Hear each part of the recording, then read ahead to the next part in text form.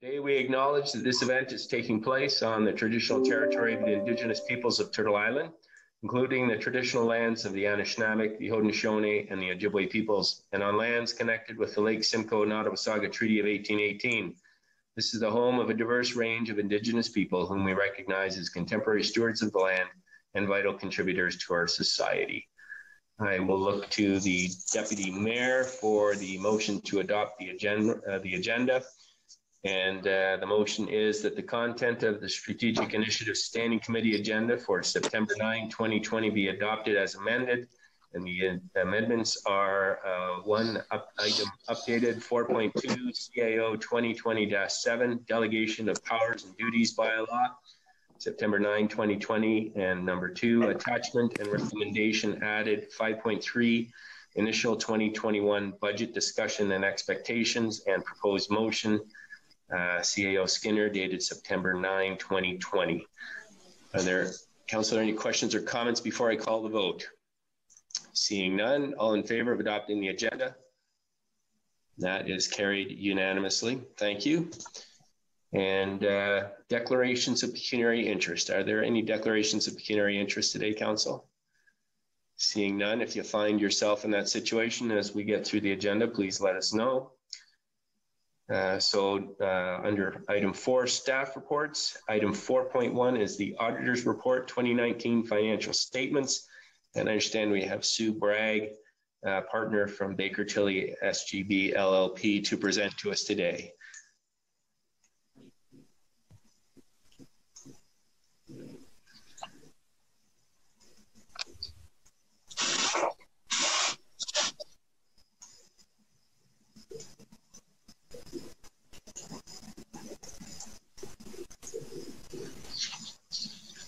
Here's that Sue is with us, so if she can unmute her audio and her video, that would be great.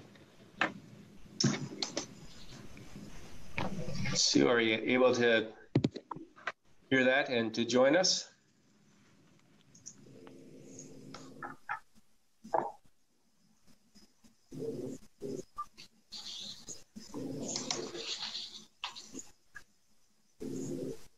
See, Sue is here. It looks like her audio should be working.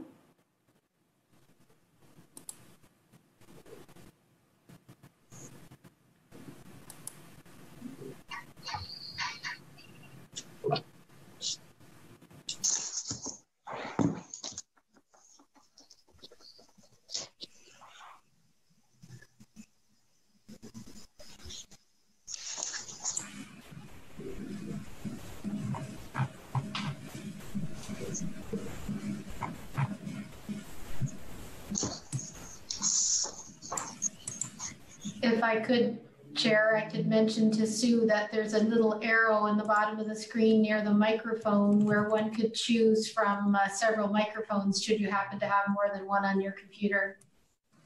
Okay. Hopefully that's of assistance.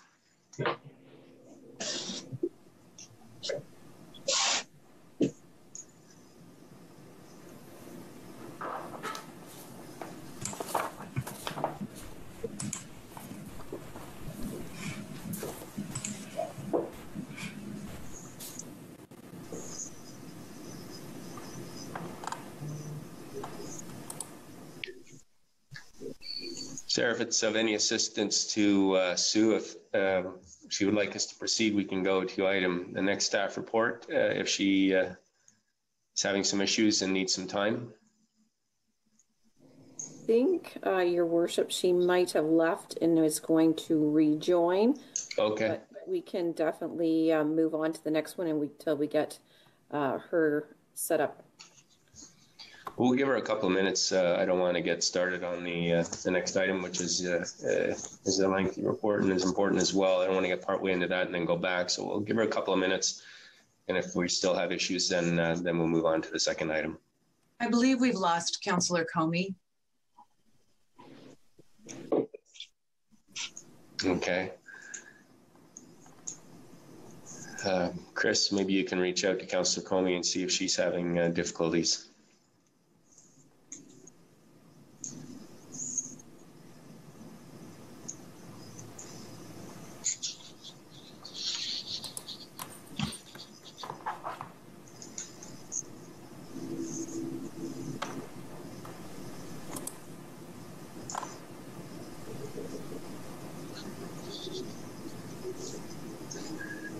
Yeah. Oh, there's Sue. Hello.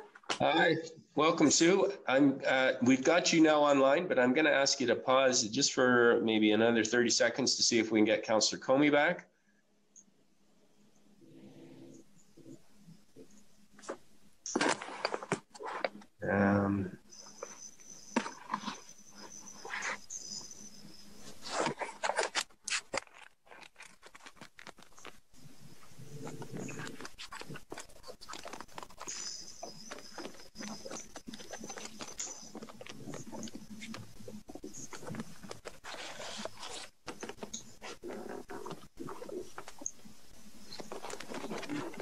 Excuse me, Your Worship. I just heard from Councillor Comey. She is trying to reconnect at this time.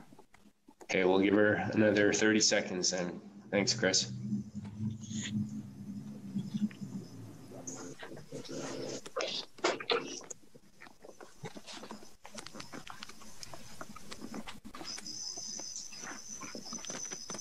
Okay, well, it looks like we have Councillor Comey back.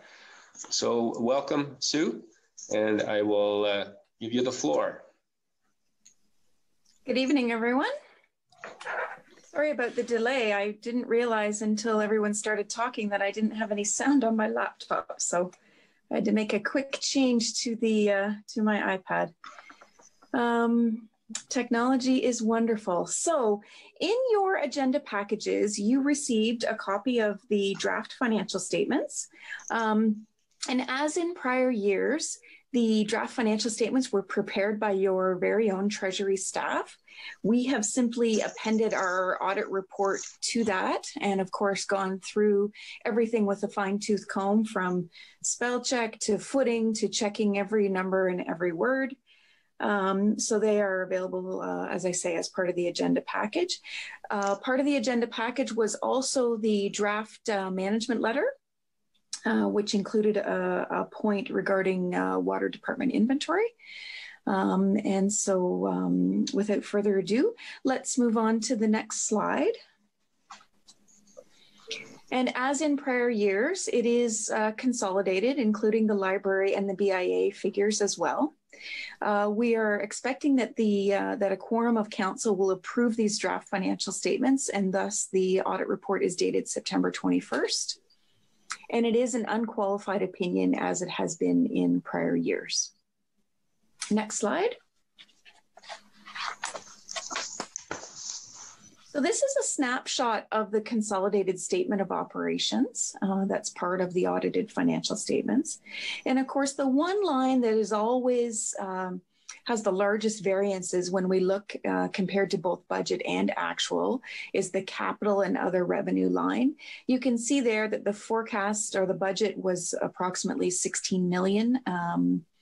Actual was under 3 million, and last year was about 17 million. So the capital projects are a very tough area to forecast, particularly when it comes to what revenues are going to be associated with those. And so, you know, not surprisingly, there are some large variances there. Another thing to keep in mind is that that line, capital and other revenues, last year's 2018 figure includes $10.5 million related to the gain on sale of hydro utility, as well as $6.1 million for contributed tangible capital assets, which was largely the assumption of the Mare Mills subdivision. This year's capital and other revenues includes about 2.1 million as the gain on the sale of the airport. As well, there was an adjustment for the contaminated site. So last year we included an expense of 5 million, and there's a further 3 million. So on the balance sheet or the statement of financial position, you'll note that that liability is now up to an estimated figure of $8 million. Next slide, please. In terms of other variances related to the statement of operations, net municipal taxation increased approximately 1.3 million, and it was about $700,000 greater than budget. That's mainly due to supplementary taxes. That is a tough area to estimate. Other areas where revenues were up were under user charges. government transfers, and that was largely the modernization grant that was received, as well as investment income. There was far better rates received in 2019 than had been either expected in the budget or last year. Other revenue is lower though, because there was about $1.3 million in dividends received from the hydro utility in 2018.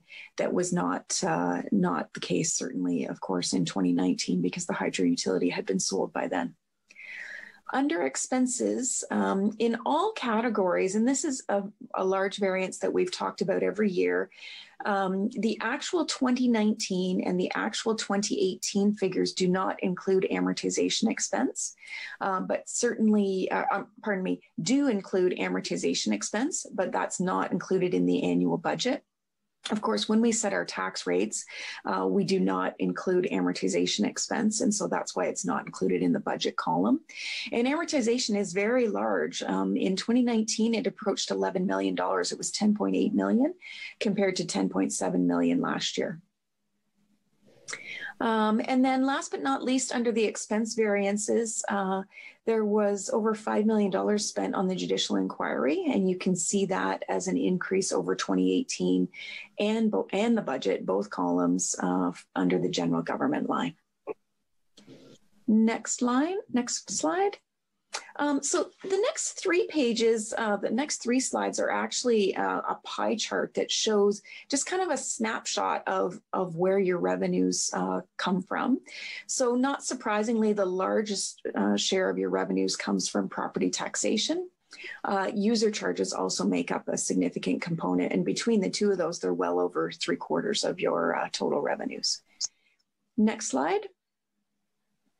Financial activities. So this is breaking down your expenses by the various departments so that you can see there it's actually fairly evenly weighted between general government, protection services, and so on. Of course, the general government for 2019 is significantly higher, as I mentioned earlier, related to the judicial inquiry. So that section of the pie wouldn't normally be that large. Next slide. And then last but not least, this is looking at your expenses based on what, what the object was. So salaries and benefits make up obviously the biggest portion, but also some significant dollars, as I've mentioned before, amortization expense, and then contracted services and materials as well. Next slide. This is the top section of the consolidated statement of financial position. So the top few lines make up the financial assets.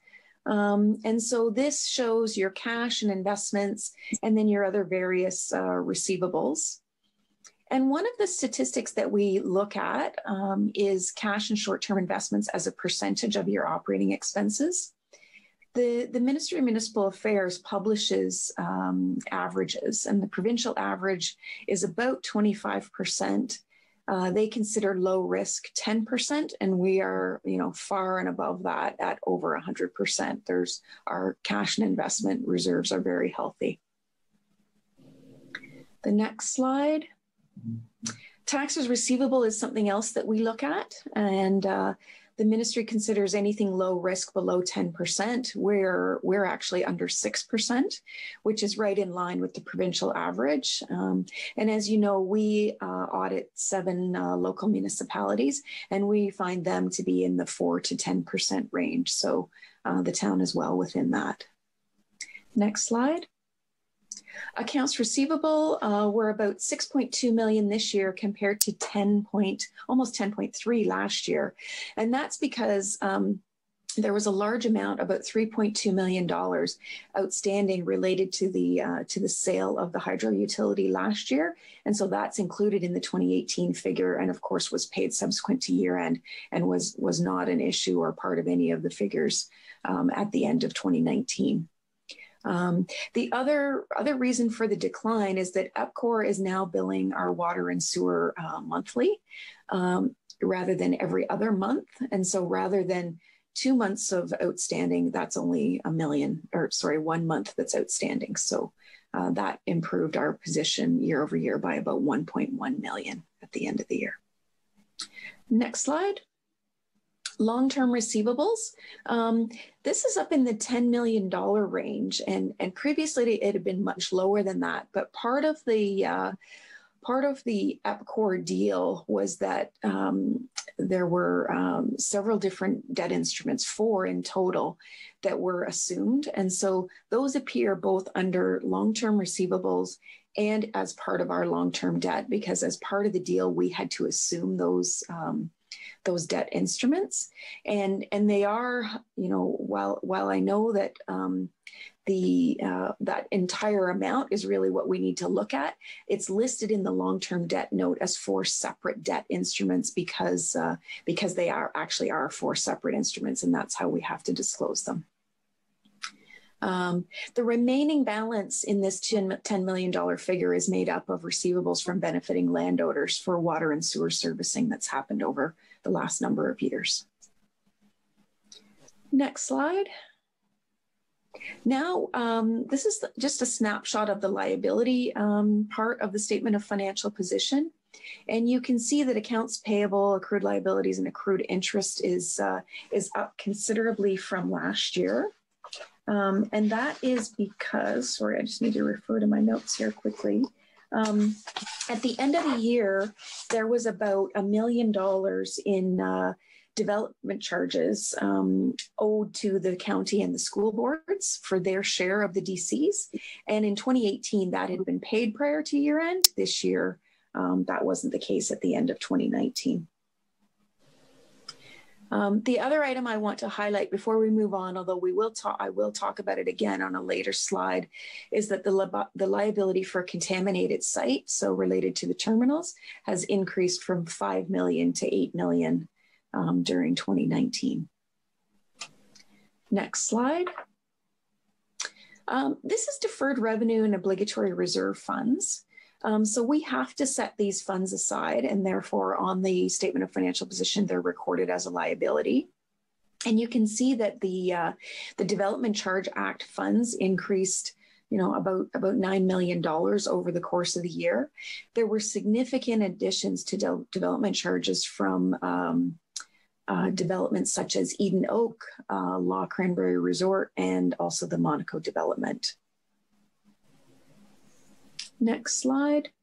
Long-term liabilities. You can see that there were certainly no new long-term debt taken on during the year, but there were regular repayments made throughout the year. This slide, we've also shown the liability for the contaminated site. And one of the statistics that we look at is what are your debt service payments as a percentage of revenues. Both the provincial average and what the ministry considers low risk is in the 5% neighborhood. We're up just a little over 8%. And when we calculated that percentage, we did take out the EPCOR related debt because that's really just offset between the receivable and the long-term debt. If those figures were included, this percentage would approach 9%. It would be about 8.8%. Next slide.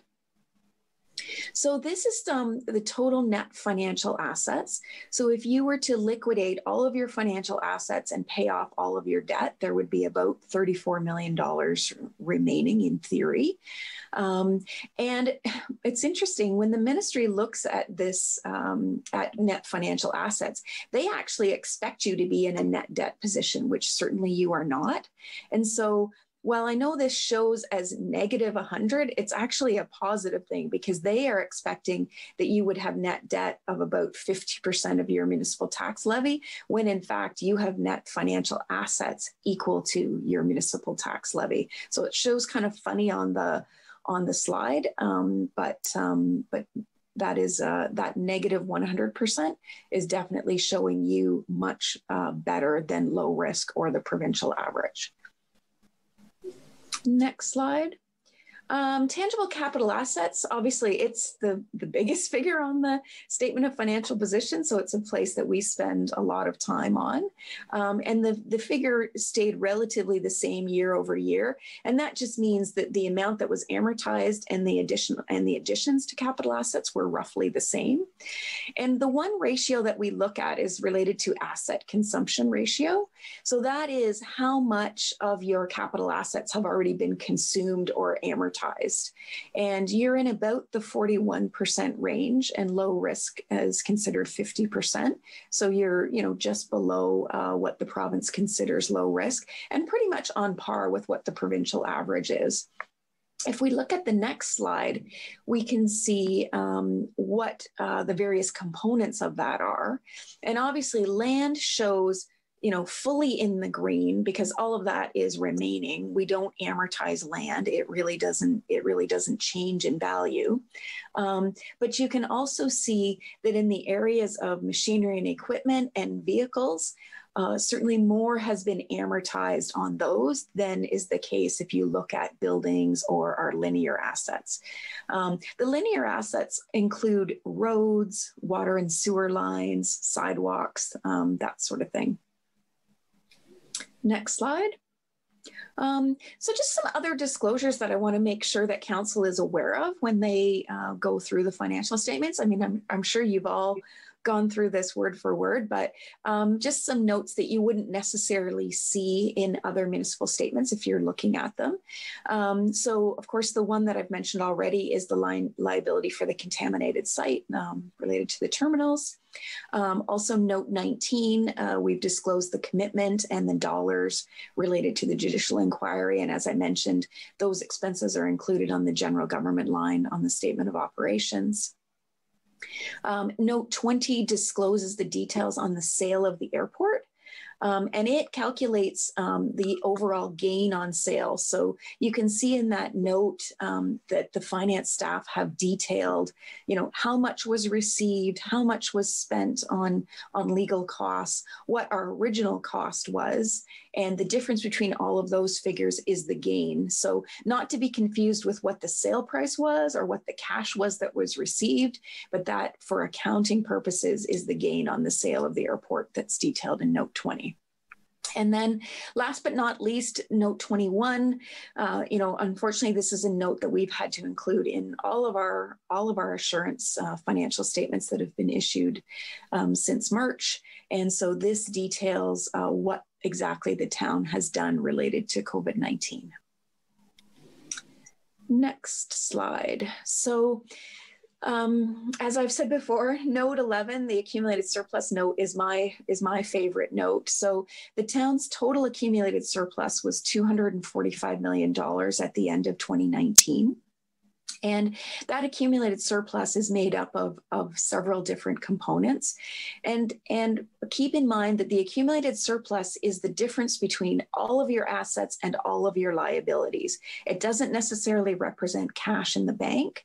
And the main reason for that is that, a large portion of that, 245 million, is invested in tangible capital assets. You can see that figure there at 188 million.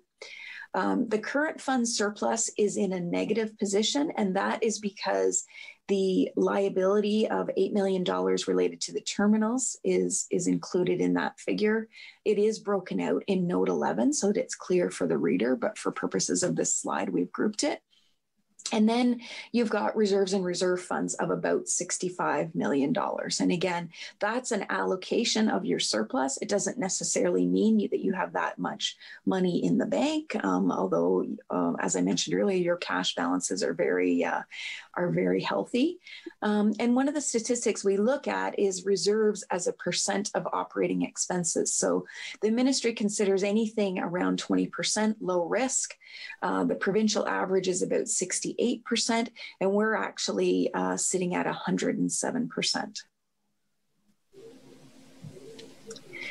And this next slide details the reserves and reserve funds.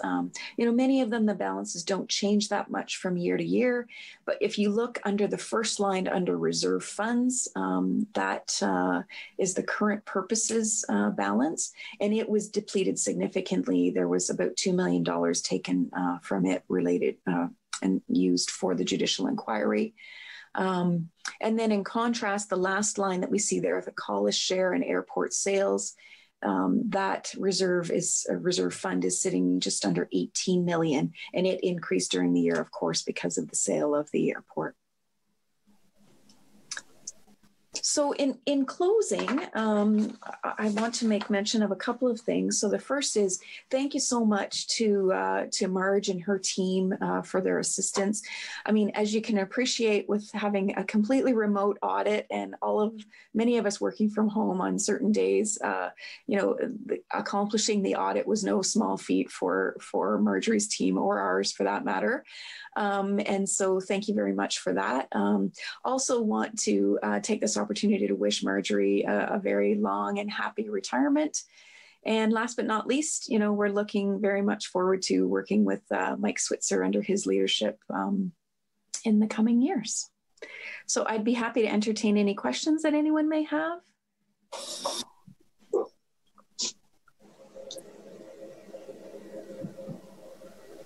Thank you very much for that presentation, Sue. And before we get questions from council, I will ask if there's anyone in our audience who would like to pose any questions or has any comments on the presentation we just received from the auditor. Sarah, do we have anyone who would like to speak to that in our audience? A couple of attendees, and anybody wishing to speak, they can either press the raise your hand feature at the bottom and we will unmute you, or you can enter your question in the chat. And it doesn't appear that anybody wishes to speak to this item at this moment. Okay. Then I will look to council. Council, are there questions or comments on the presentation we just received? Councillor Hamlin, and then Councillor Doherty. Hi. Thank you so much, Sue. That was a great presentation. I like how you pulled out the financial statements and made them into charts and summarized it. So I have just a couple of questions. One, you did a pie chart on showing how the expenses of the town were divided. And there was one that was almost 22% and you called it environmental. What does environmental mean in that context? Environmental is water and sewer mainly. I see. Okay. Yeah. And also, could you just explain why the contingency for the contaminated site, which of course is the terminals, as you mentioned, has increased from 5 million to 8 million? Well, my understanding from talking to finance and looking at the reports from the consultants that had looked into this was that it's sounding more and more like the minimum amount that's going to be required to deal with that issue is $8 million. Last year, I think there was some thought that something could be done for about $5 million. And so that's why we increased the liability this year. Okay, thank you. Also, you showed the amortization of tangible capital assets, which is a bit of a mouthful for me. But as I understand amortization, it's an annual decrease in the value of an asset to show it's reducing value. Do you know how that compares? Like, we've heard lots at council meetings before this one about our asset management plans, where we're trying to save every year to replace assets because they're wearing. Do these two things relate at all, or are they totally separate? Unfortunately, they don't relate, because for purposes of the audited financial statements, we have to base the cost and therefore the amortization on what the purchase price was historically. And of course, with inflation and everything becoming more expensive, there's absolutely no way that the town would be able to replace their existing assets based on the cost that's included in the audited financial statement. So I would think, and I haven't spent a lot of time looking at the asset management plan, but the numbers that you would see there would be far higher than what you would see here on the audited statements. Okay, and then I just have one other question. You showed a substantial shortfall in capital projects for this year, or for 2019. I think it was in the neighborhood of 20 million. Does that relate to the extraordinarily high reserves we have for development charges? Why those numbers? Like, do they? So I think what you're referring to, and we had taken a snapshot on one of the first slides of all of the sort of other revenues. And you're quite right. There was a large difference between what was budgeted to come from contributions from obligatory reserve funds. Like, it was in the neighborhood of about $13 million, and only $2 million actually got pulled from those reserves. And that was because projects didn't get completed to the extent that we thought. The other difference between last year and this year was that last year included about 10.5 million related to the hydro sale, whereas this year included only just under 2.1 million related to the airport sale. And then the other major variance would be last year's capital revenues included over $6 million related to the assumption of the Mare Mills subdivision. And this year there were no new subdivisions assumed.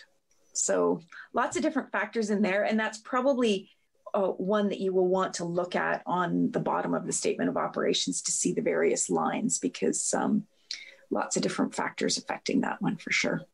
Okay, well, thank you so much. All right, Councillor Doherty. Thank you, Your Worship. And this question, it may be for Sue, or it, excuse me, oh, excuse me, maybe for our treasurer. Excuse me, and the, oh dear, excuse me. Wow.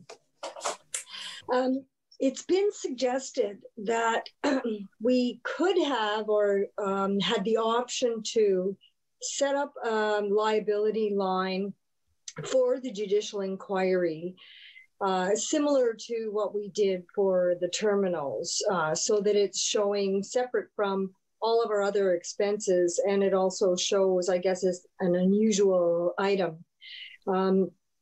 Is there a particular reason why we did it the way we did it? Perhaps you could explain that to me. Sure, I'll try, and then if Treasury staff want to jump in, they're welcome to, of course. So first off, like the issue of the terminals is a little bit unusual because we have set up that liability, and so it shows on the statement of financial position. But the judicial inquiry, that money is spent and gone, so it's not a liability.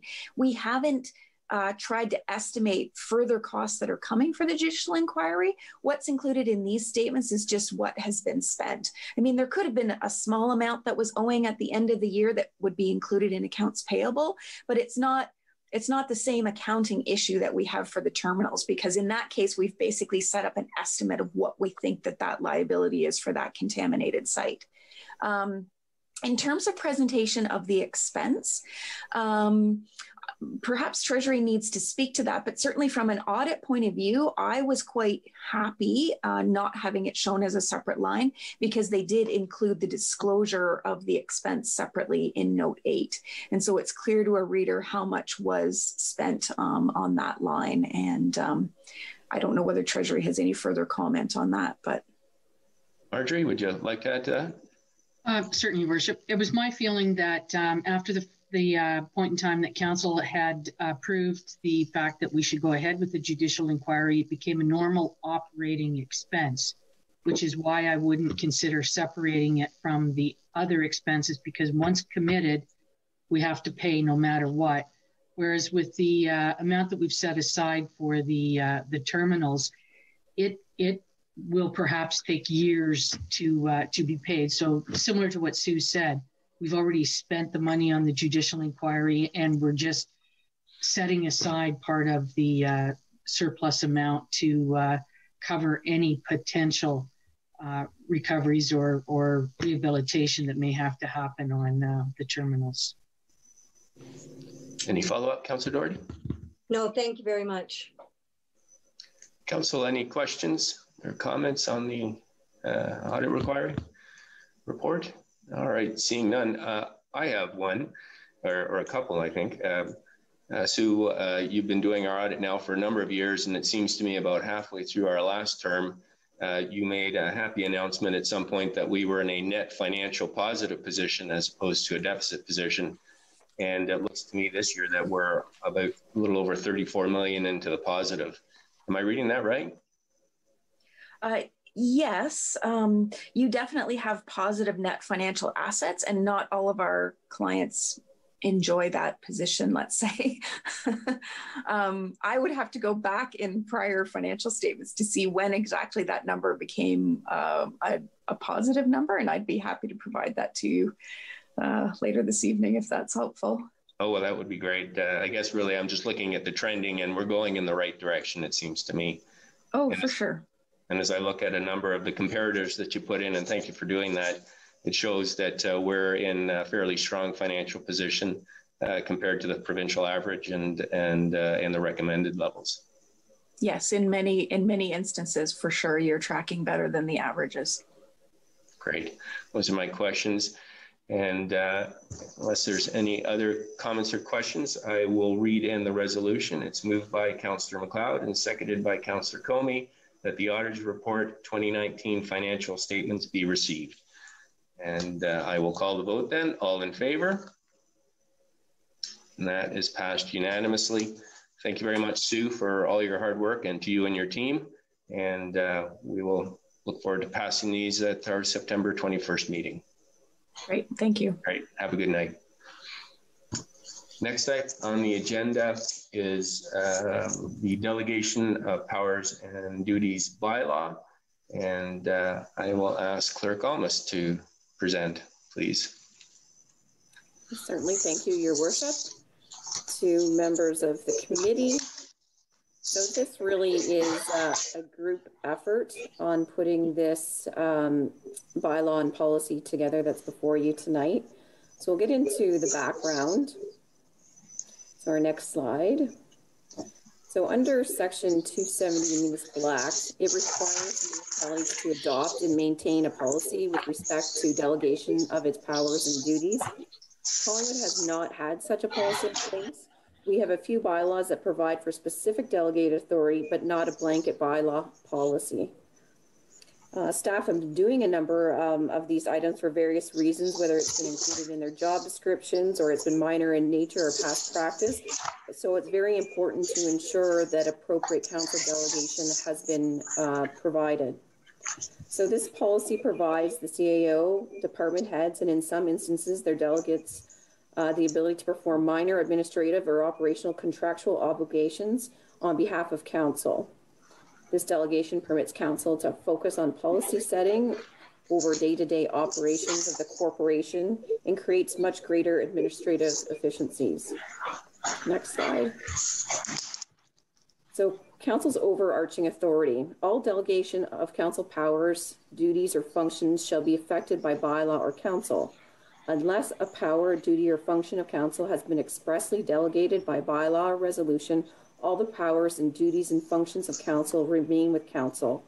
However, council still maintains this authority should the CAO or department head feel that the matter is significant or of council importance to be decided by council in a public forum.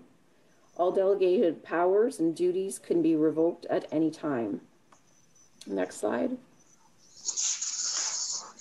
So general provisions, delegations are limited to administrative power only and not legislative. So an example would be staff could not enact a bylaw, nor could staff pass a budget.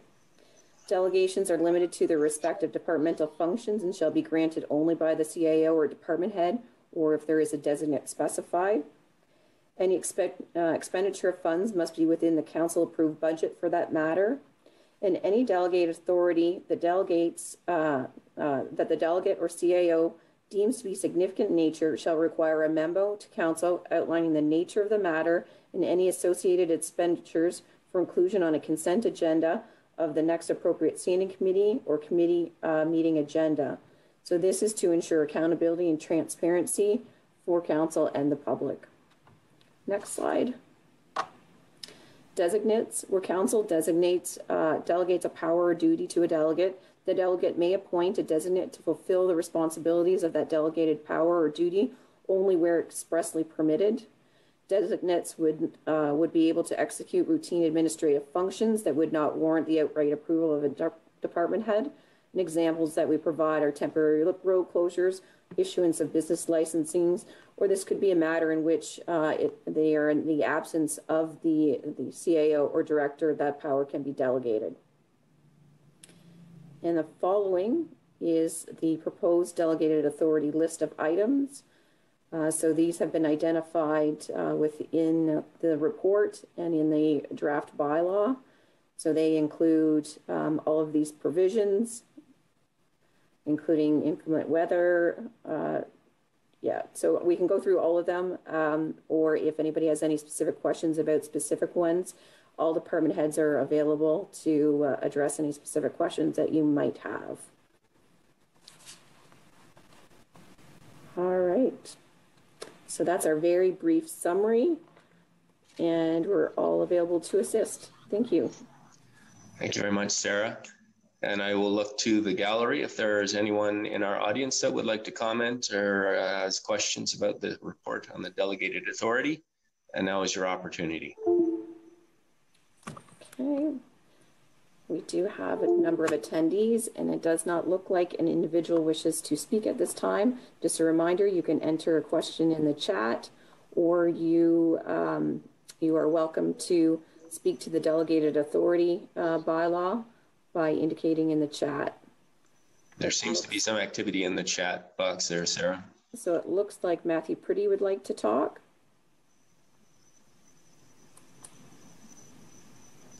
Okay. All right. So Matthew should be able to speak. Matt's joining us by phone. Are you, Matt, go ahead. It looks like you've been unmuted.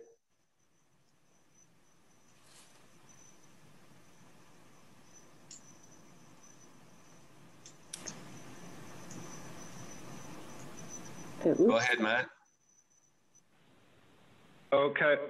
I just had to do *6. I'll just turn this down here.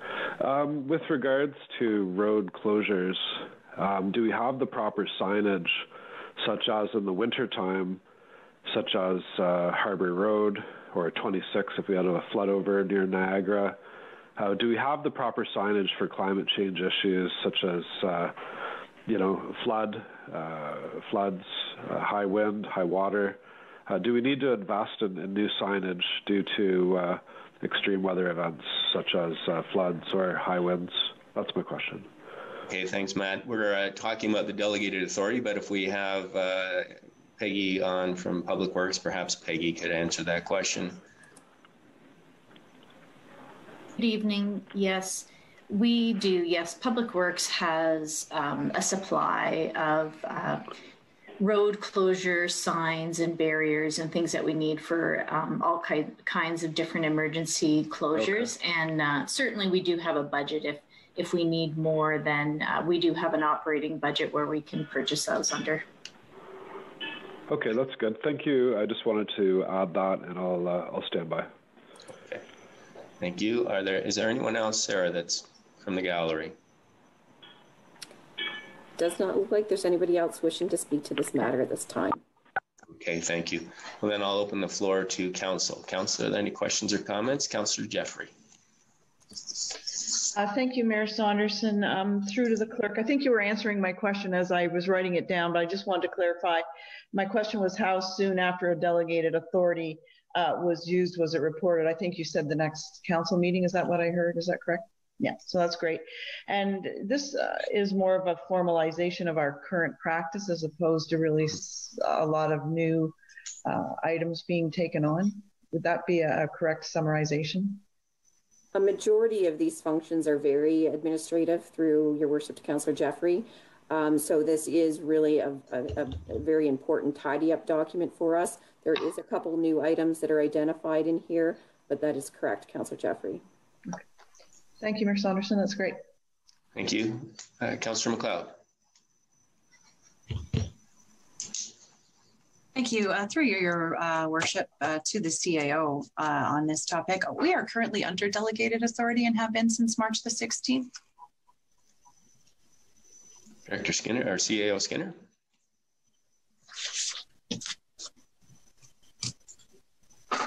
Thank you, Your Worship. Through you to Councillor MacLeod. That is a good point. We do have delegated authority for COVID-related decisions to the CAO for the existing services, so we can bring existing services, back online or adjust them as needed for COVID purposes. That's a great point. And as a follow-up, is there? Are we expecting a report on that fairly soon? On actions that have been taken, or are we sort of getting it every time we meet? I think we kind of get a little bit every time we meet, do we not? Sonia? Through you, Your Worship, to Councillor MacLeod. We do try to keep you informed each time that we have used them, but I would defer to the clerk. I believe that we were, there was a requirement to provide a summary of the use of the delegated power over time. Could you please clarify if we need to do a full summary? Certainly, through Your Worship to CAO and Council. I believe that it was at the end of, actually, I would prefer to look at what it actually says, and I'll advise Council, but it was either through the regular updates provided by the CAO or a summary at the end of the COVID event.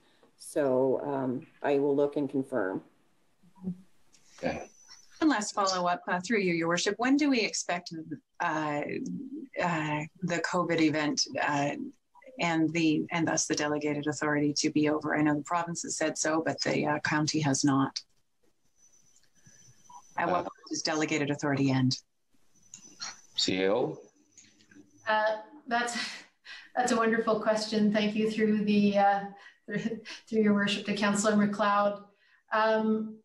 We have not anticipated the ending of the authority. I think that we would, once we got these services, we fully got back to full services, there'd be very little intention or requirement, in fact, to use the authority unless we had a resurgence of COVID and, for example, needed to shut down an arena quickly or the pool, for example, between committee or council meetings.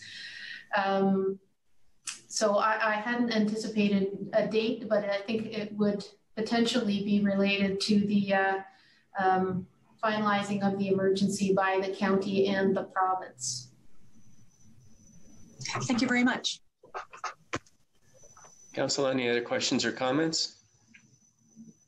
Councillor Hamlin? Thank you, Mr. Mayor. One of the matters that's on here is the ability through delegated authority to sign minutes to settlement for matters that are before LPAT. And I wanted to ask through you, Mr. Mayor, our acting CAO, whether she would be content if there were words added that would clarify that the ability to execute minutes to settlement would be following council direction. Yes, I think there was an email that went out, and go ahead, Sonia. Thank you, Your Worship. Through you to Councillor Hamlin. We would have no concerns with that, and did, in fact, from a staff perspective, would always want to make sure that we were following the general litigation strategy that would have been set out with council, and clarifying that in the delegation in the bylaw would be of no concern, and perhaps add good clarity to staff. Thank you. And just as a follow-up, Mr. Mayor, I'm just wondering how, I'll say technically, we can have that change made for when this comes forward to council. And there's just one of two ways. There was an email that went out with some suggested wording, and if you'd like to put an amendment on the floor to incorporate that wording, then we would vote on the amendment if you get a seconder, and then it would be included going forward. Or you could refer the matter back to staff and ask that they come forward with wording at the council meeting on September 21st. Well, I think I'd like to do the second option, Mr. Mayor, and have staff come back with the wording they're happy with. Okay. So then what we will do is move forward with the motion today with the format that it's in, on the understanding that staff will come back at the council meeting with suggested wording to include the amendment that you're suggesting. And I'm just going to look to the clerk to confirm that that's going to work, so that we deal with this up front to make sure we're going to give ourselves the room to do this. Sarah? Through your worship to council, I think that would be an appropriate way to move forward. We will include it in the amendment section of the staff report when it comes forward on the 21st. I know staff specifically have looked at that item, as CAO Skinner had indicated today, and are supportive of that change. So we'll make sure it's identified in that report. Okay. Thank you.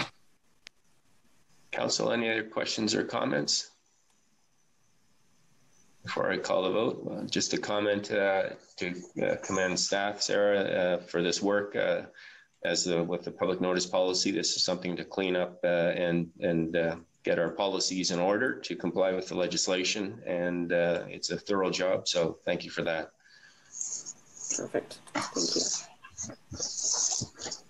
So the motion is moved by Councillor Comey and seconded by Councillor Madigan that Council receive staff report CAO 2020-7 and approve the delegation of powers and duties bylaw as attached hereto, with the potential amendment as discussed. And I will call the vote then. All in favor? And I'm just looking at Councillor Comey. When calling the vote on the delegation bylaw? Okay, good. So that is passed unanimously. Thank you. Item 4.3 is CSS. Can you not see me? Okay. Sorry, guys. It's really wonky. Okay. CCS 2020-6, path forward, the Collingwood terminals. And I will look to CAO Skinner. Thank you, Your Worship. And I will look to Executive Director Culver to talk about this report that he's done quite a bit of work in putting together. Thank you. Go ahead, Dean. Thank you, Mr. Mayor, members of council. I would say, before I take any more credit, CAO Skinner put a tremendous amount of work into it beforehand and has been right by my side through the development of this report. I will say that, prior to this, when it was first sort of started the conversation, or Sonia and I first started the conversation, I saw this project as nothing but completely daunting. It's a massive project to undertake, regardless of the outcome, regardless of the steps forward. Somewhere along the way, it became really, really interesting. And I think at this point, I would actually throw the word exciting in there at some point, because as we're sort of going through all the different steps and getting responses to the white paper and speaking to members of the public and speaking to actually just sort of fairly apropos interested bodies, I would say. It's actually become really interesting to sort of look at the possibilities and define some of the challenges that we see. We know, for example, that there's a spirit that understands the terminals to have a heritage aspect, and we couldn't define that. We just knew that it meant something to some people, and it really didn't even matter sort of how many people. We just knew that there were people who were very passionately invested in the spirit of the terminals. So to go from understanding that sort of nostalgic reaction all the way to sort of understanding that we really need to do a heritage assessment to really kind of quantify or define that aspect, that's actually a really exciting shift for us, because when you're living in the murk, it's really hard to kind of figure out how to give advice to council, but this really gave us something to work with. Other things such as how would a request for proposals work, and knowing that, attempts to sell the terminals have occurred in the past. There have been proposals in the past, but starting to get a sense of what a process might look like, who might be involved in that process, how a measurement might happen. That's actually really exciting, because we actually talked to people who really had ideas with merit. And so it was really exciting to think that might be an outcome. Along the way, obviously, we have this conscious parameter of cost. We know, for example, that the liability has risen to $8 million. We know that the redevelopment cost is significant for a municipality of our size. And so, we had to live within sort of the fiscal parameters that we understand, at least atmospherically, around this project. But along the way, I have a sense of optimism that I can say the sense of optimism. I have a sense of certainty that we are providing you with a solid recommendation from which we can work forward. So to quickly go through that, as I mentioned, one of the recommendations is that we conduct a heritage assessment. I spoke to a really intelligent gentleman, Sean Fraser, who works with actually with MMAH now, but he's a provincial policy advisor. And he talked about the value of it and how it actually happens, what a statement of significance means, and how it will allow us to develop characteristics or an understanding of characteristics for the terminal, that whether the ultimate fate of these buildings is to be knocked down, we still have an understanding and we know what we can do in replacement of the building or to preserve and look after that. Those attributes.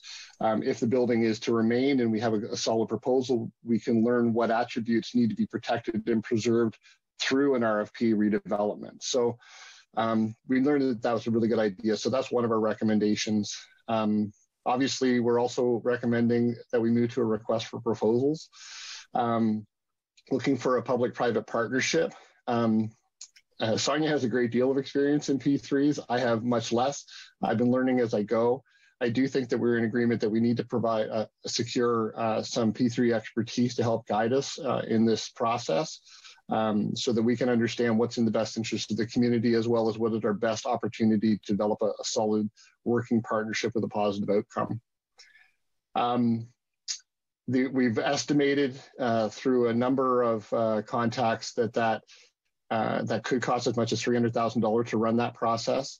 And we identify it as an upset limit because there is some potential for it to go beyond that. We're pretty comfortable with the $300,000, but we want to work in partnership with council so that you have the understanding that we may come back and suggest a higher number depending upon how we go about developing this process in conjunction with experts. Obviously, we have a recommendation in there, and I think it goes with it saying that any proposal, the recommendations of a guidance group that we'd be forming would come back to council for final approval. And then the final recommendation is requesting a placeholder of $3.5 million. And the reality is that there is almost no way that this is not going to cost the town of Collingwood some money. As we understand, there's an $8 million liability. There's a much bigger number for having the buildings remain under town ownership and under town management. But there has to be an investment. We're certain of this based on a number of things, not the least of which is the property just needs work. So the road itself, as everybody I believe is aware, is in dire need of upgrade. It needs to be, we're pumping it out twice a week now, getting water out of the way as it deteriorates. The parking conditions there with, triple the normal volumes of traffic out of the harbor this year. We need to fix parking. We need to formalize parking. There was a waterfront master plan. So these are all investments that effectively relate to the terminal buildings. And so as we go through the process of determining what's going to happen with the terminal buildings, this would be, for lack of a better word, our skin in the game. We'd be looking at some sort of investment in partnership with a proponent and understanding and want council to understand that there is an investment. It may result in something that we have to do regardless of whether the terminal stand up and down, but it is something that we're going to need to do. So those are the recommendations. I think the report goes into some detail about sort of what a heritage assessment does. It reflects on the public policy objectives that were identified through the white paper. I guess at this point, I would just suggest if you have any questions, Sonia or I can try and help. Thanks, Dean.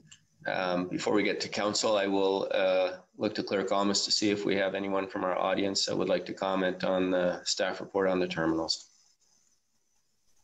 of people present. If anybody wishes to speak, please advise us in the chat. We do have an individual, James McCrimmon, that would like to speak, so we will unmute him. Okay, thank you.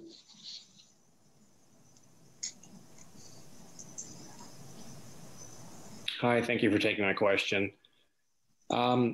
My question is, have you thought of having qualified silo or terminal engineers who are experts in the grain silos to actually evaluate the property?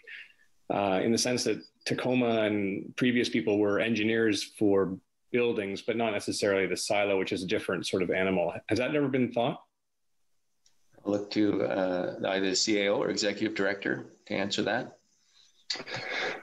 Through you, Mr. Mayor, no, we haven't really specifically sought out engineers that specialize in grain silos. It's an interesting thought, and I'll be honest, it's not been presented to us, and we haven't really gone down that path. We have, as the caller mentioned, engaged services of engineering to get a structural assessment, and more importantly, I guess more pointedly, a hazardous condition assessment of the terminal building, because that was sort of the point of the original engineering study. I guess I'd have to sort of understand, and maybe the caller can detail a little bit the reason why, because if we're not in the grain business, and I think they've been disabled as a grain facility. However, I'm just sort of looking for more information from the caller as to why that might be a good idea. Absolutely. I mean, there are companies, one in particular in the United States, Burton, and they specialize on grain silos that are now defunct, as ours are. But then they do go in and they look at it in a more, I guess, more focused program, so that when they're actually assessing how much the scaling is on the building, or how much deterioration or how much mold has been actually penetrated within the concrete, they're a bit more capable of assessing what the actual fallout is. What I might suggest is that either Executive Director or CAO, James, if you can leave your contact information with, or post it and leave it with our clerk, that you can connect offline and have that discussion. I see Sonia has part of her card up, so I'll ask CAO Skinner to comment as well. Go ahead, Sonia. Thank you, Your Worship. Through you, I had talked with Dr. McCrimmon a while ago about some of his interests and ideas. So we have exchanged contact information. And I would just summarize briefly that I think if we had a specific purpose for the silos, we might invest in some more, or for that matter, ask the proponent to invest in a more detailed review for a certain purpose. And I appreciate the input he's already provided. Thank you. Okay. Thank you. So is there any follow-up to that, Mr. McCrimmon? Well, one last question. If there were a proposal made before September 2021, is there a possibility that the council would be able to review the proposal? Well, I wouldn't make a commitment off the top. We have procurement obligations, and my understanding is that it would have to go through those proper channels. That's not to dissuade you from submitting anything, but I think any decisions that council makes with staff input would have to be done through an open and transparent process. But again, I would invite you to contact staff offline and follow up on that. Absolutely. Thank you. Thank you. Sarah, do we have anyone else? Your Worship, Matthew Purdy would like to address the committee. Okay. Go ahead, Matt. Yes, hi. It's 6:04 p.m. I was just wondering, could I have a minute to propose something? Well, you can phrase it in as a question, Matthew. Yeah, that's put it on the table. Right. And we've got a full schedule, so you've got to go ahead. Okay, so my vision for the elevator would be something of a tourism spectacle. Is it possible to make the top floor into a tourism museum? The one idea I had was a museum. Director Culver and Sonia, the CAO, Sonia, how about considering a museum approach with a private-public partnership that might be condominiums for the ship, sailboat, waterfront master plan? What about using more of a museum approach regarding the history of the shipyards? Like, look at Duluth, Minnesota. Everyone's got to look at Duluth, Minnesota's live camera and their harbor. It's just beyond anyone's imagination. Like, that is a working harbor. What about a museum tourism opportunity with the elevator, an actual elevator that takes people up to the top platform where people can look out and see the bay and all this kind of thing, and make it a working, employed space that the town owns and runs with a private-public partnership, as is on that PDF. Over to you. That is my question and proposal. Thank you for that, Matthew. I think as we're hearing from Director Culver and CAO Skinner, this is an open process, and we're looking to going out to look at all options and explore all options. And if we are able to find a private partner that would do that, then that would something we consider. Go ahead, Executive Director Skinner. Yeah, I think.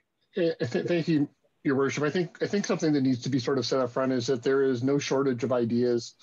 We've discussed with many proponents, many potential proponents, a wide range, an unfathomable range of concepts for the terminals.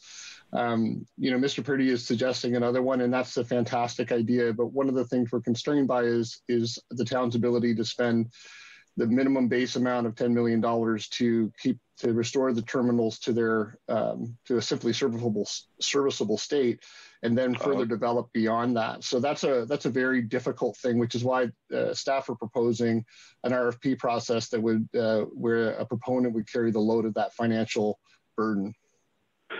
So, Director Culver, stage one is maintenance. The $10 million investment, as Councillor Madigan would know, step one would be just maintenance, and then we would go more fancy. Right now, it's just hold back, get it done, and what's that going to cost? What would you average that cost to be to keep it, to maintain it, to bring it up to standard so it's not a liability? What's that going to cost the town? Well, I think, Matt, what the staff is reporting today is that we go out for tenders, proposals to look for partners to push this thing forward. We're setting aside a contingency of $3.5 million to assist, and so I think we're starting the process now. Sure.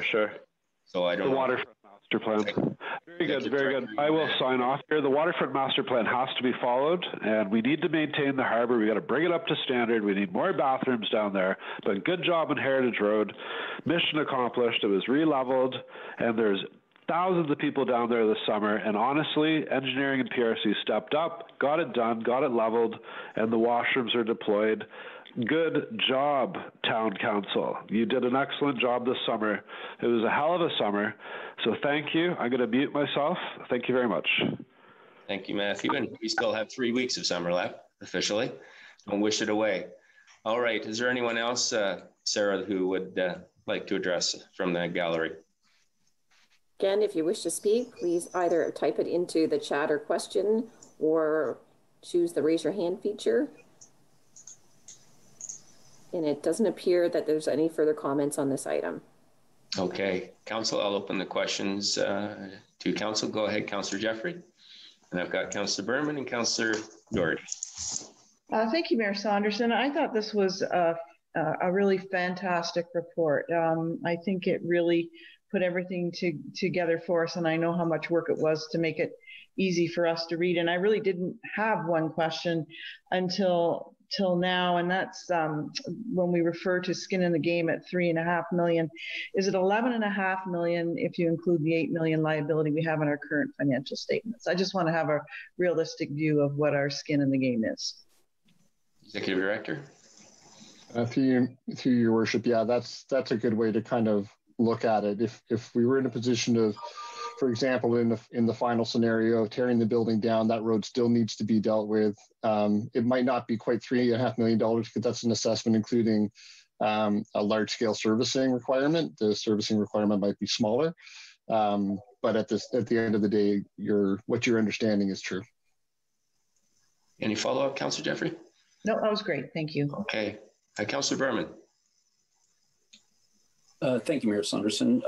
I just sort of like Councillor Jeffrey wanted to say I'll be supporting this as is. It far exceeded my expectations as a report, and I love the title, Path Forward. So that's all I wanted to say about it. You might even say Heritage Path Forward. Councillor Doherty. Thank you, and through you to Executive Director Culver. Thank you.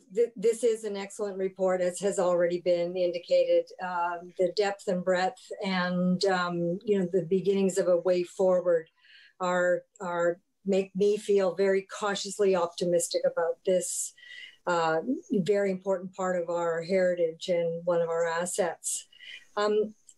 The Tacoma study did point to some urgencies. I'm talking about the original report that came out a year or so ago. Some urgencies relative to the two towers because there is broken glass, because the glass frames are rusted, the weather elements are getting in, birds are getting in. And I'm wondering, speaking of skin in the game, whether there is some way in which the town should and could prevent further deterioration by addressing those most urgent needs for maintenance of the tower and prevention of further damage. Executive Director. So through you, Your Worship, a number of the challenges, I should say the very, very urgent challenges in the Tacoma report were addressed. The things like the sealing off of the marine tower. The marine tower is probably the most compromised part of the building, and it's because the birds have taken up habitat in there, and it's a toxic environment. So that's now sealed off from the major part of the building, and but the bin floor is actually in good shape, and the other components of the building are relatively good shape. Certainly, the Tacoma report suggests that there should be an investment, and the Tacoma report also suggests that over time that investment is going to get more expensive if we were just to sort of let it go and not invest. I think what SACAT is suggesting right now is that we move forward, with some expediency on looking for a partner, so that investment that we make is in alignment with what a proponent would need in order to enable the building for use. And I think that's it's a very tough gamble, I'll be honest, because we don't know for sure that we'll get a proponent. We don't know the proposal will be acceptable. And we have to work on a lot of details in order to get to a place where we are actually literally implementing and moving forward. But for staff to suggest a major investment in the building at this point before receiving proposals is potentially spending money where money would not be properly placed. So we're kind of in a bit of a quandary trying to figure out what the right step is, and this is the step that we've suggested, that we go and find a P3 partner and hold in reserve a $3.5 million amount to be used as an investment towards the ultimate survival of that building, should it be repurposed. Councillor Doherty. So if I can just restate your answer. So within the $3.5 million that you're proposing, some of that funding could go to prevention of further deterioration of the two towers. Dean? So through Your Worship, that would be part of the negotiation with a successful proponent from the P3. So they may say, for example, we just want you to get services brought in. We'll take care of looking after the building and getting it brought back to to an appropriate standard so that we can now redevelop it into whatever the future project will be. Or they might say, you know what, we really need you to do the rehabilitation of these components of the building, and they'd use the town stake money, and they'll take care of servicing the building. It could be a number of outcomes. So I'm agreeing with you. I just want to make sure we're clear on sort of, yes, there is still a TBD amount of a component of this project because we don't have a proponent. We haven't seen proposals. I guess I thought that your question really had to do with, would we invest in it today? And that's a tough question to answer because investing in it today may not be the right investment given what we're going to find out through this RFP process. So that's sort of, hopefully that helps. Skinner, I saw you had your card up there. Would you like to add to that? Thank you, Your Worship. Through you also to Councillor Doherty. After the report from Tacoma, Council had approved some immediate items for maintenance. So there was a closing off of a number of windows. There was tie-offs on the roof so staff could be safe while they were doing some of the work. I think there might have been a securing of some staircases, a number of things like that. And as of this year's budget, there was still, I can't remember exactly how much was in there. There are a couple different figures in my mind, but the largest one was 135,000. But I think that was all of that maintenance work, not necessarily the 2025 portion of it. Sorry, 2020 portion of it. And I would also want to look into just if any of that was slowed by COVID, because we may have some smaller amounts for immediate maintenance that should be part of the, typically would have been part of the operating budget proposed for 2021. If so, they would be minor amounts, but there is a short list of items that were proposed in the Tacoma study just to arrest immediate needs. And I think those are the ones that you might be talking about, and we haven't forgotten those. Thank you. Any follow-up, Councillor Doherty? Not at this time, thank you. Okay, Councillor McLeod. Thank you. And through you, Mr. Mayor, to Executive Director Culver, I too want to pass on my thanks, and not just for the report that you have created, but also for your enthusiasm that you appear to have developed through the course of this project. And you have spoken in previous times recently regarding projects that have been handed to you that you started with a sense of trepidation and ended up embracing. And so I, for one, am glad to see that that we are contributing to your personal growth. So my question, however, is sort of a follow-up on what Councillor Doherty had to say. And I'm looking at the timeline that is provided with the report here. And so it would appear to me as though absolutely no work will take place at the site until after at least the spring of 2022, because prior to that, it's going to be thinking and discussing and negotiating, and more thinking, negotiating, and communing with the guidance group that's going to be created. And so, am I correct in that pretty much no work can happen until spring of 2022? Through your worship, I think, as CEO Skinner has mentioned, there's some minor sort of operational expenses we take to sort of look after things, keep things maintained and lubricated for whatever that means. But no major capital works at all until 2022. You'll notice there was a discussion about putting forth the idea of securing legacy funds to advance the road part of it. And I think there's two parts to this that department heads and kind of came back with, which is one is there's a previous discussion about postponing decisions on the legacy fund. And so we wanted to honor that recent decision and not sort of put a challenging quandary in front of council. Second thing was that until we get into conversations with a public-private partner, it's probably prudent for us to hold back until such time as we know what the essential need will be in that partnership. So there is no planned capital works. Could we do something before that? Well, again, that would be dependent upon council's will and where the funding comes from. but for right now, that's the plan. Right. Councillor CAO Skinner, you had your card up there. Yes, sorry, and thank you through your worship.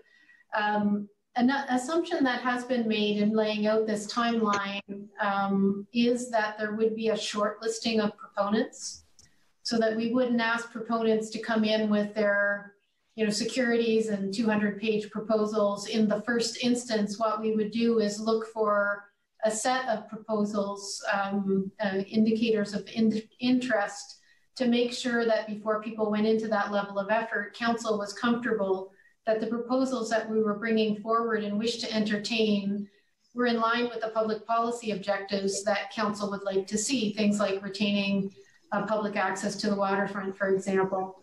So that does add some time to the turnarounds.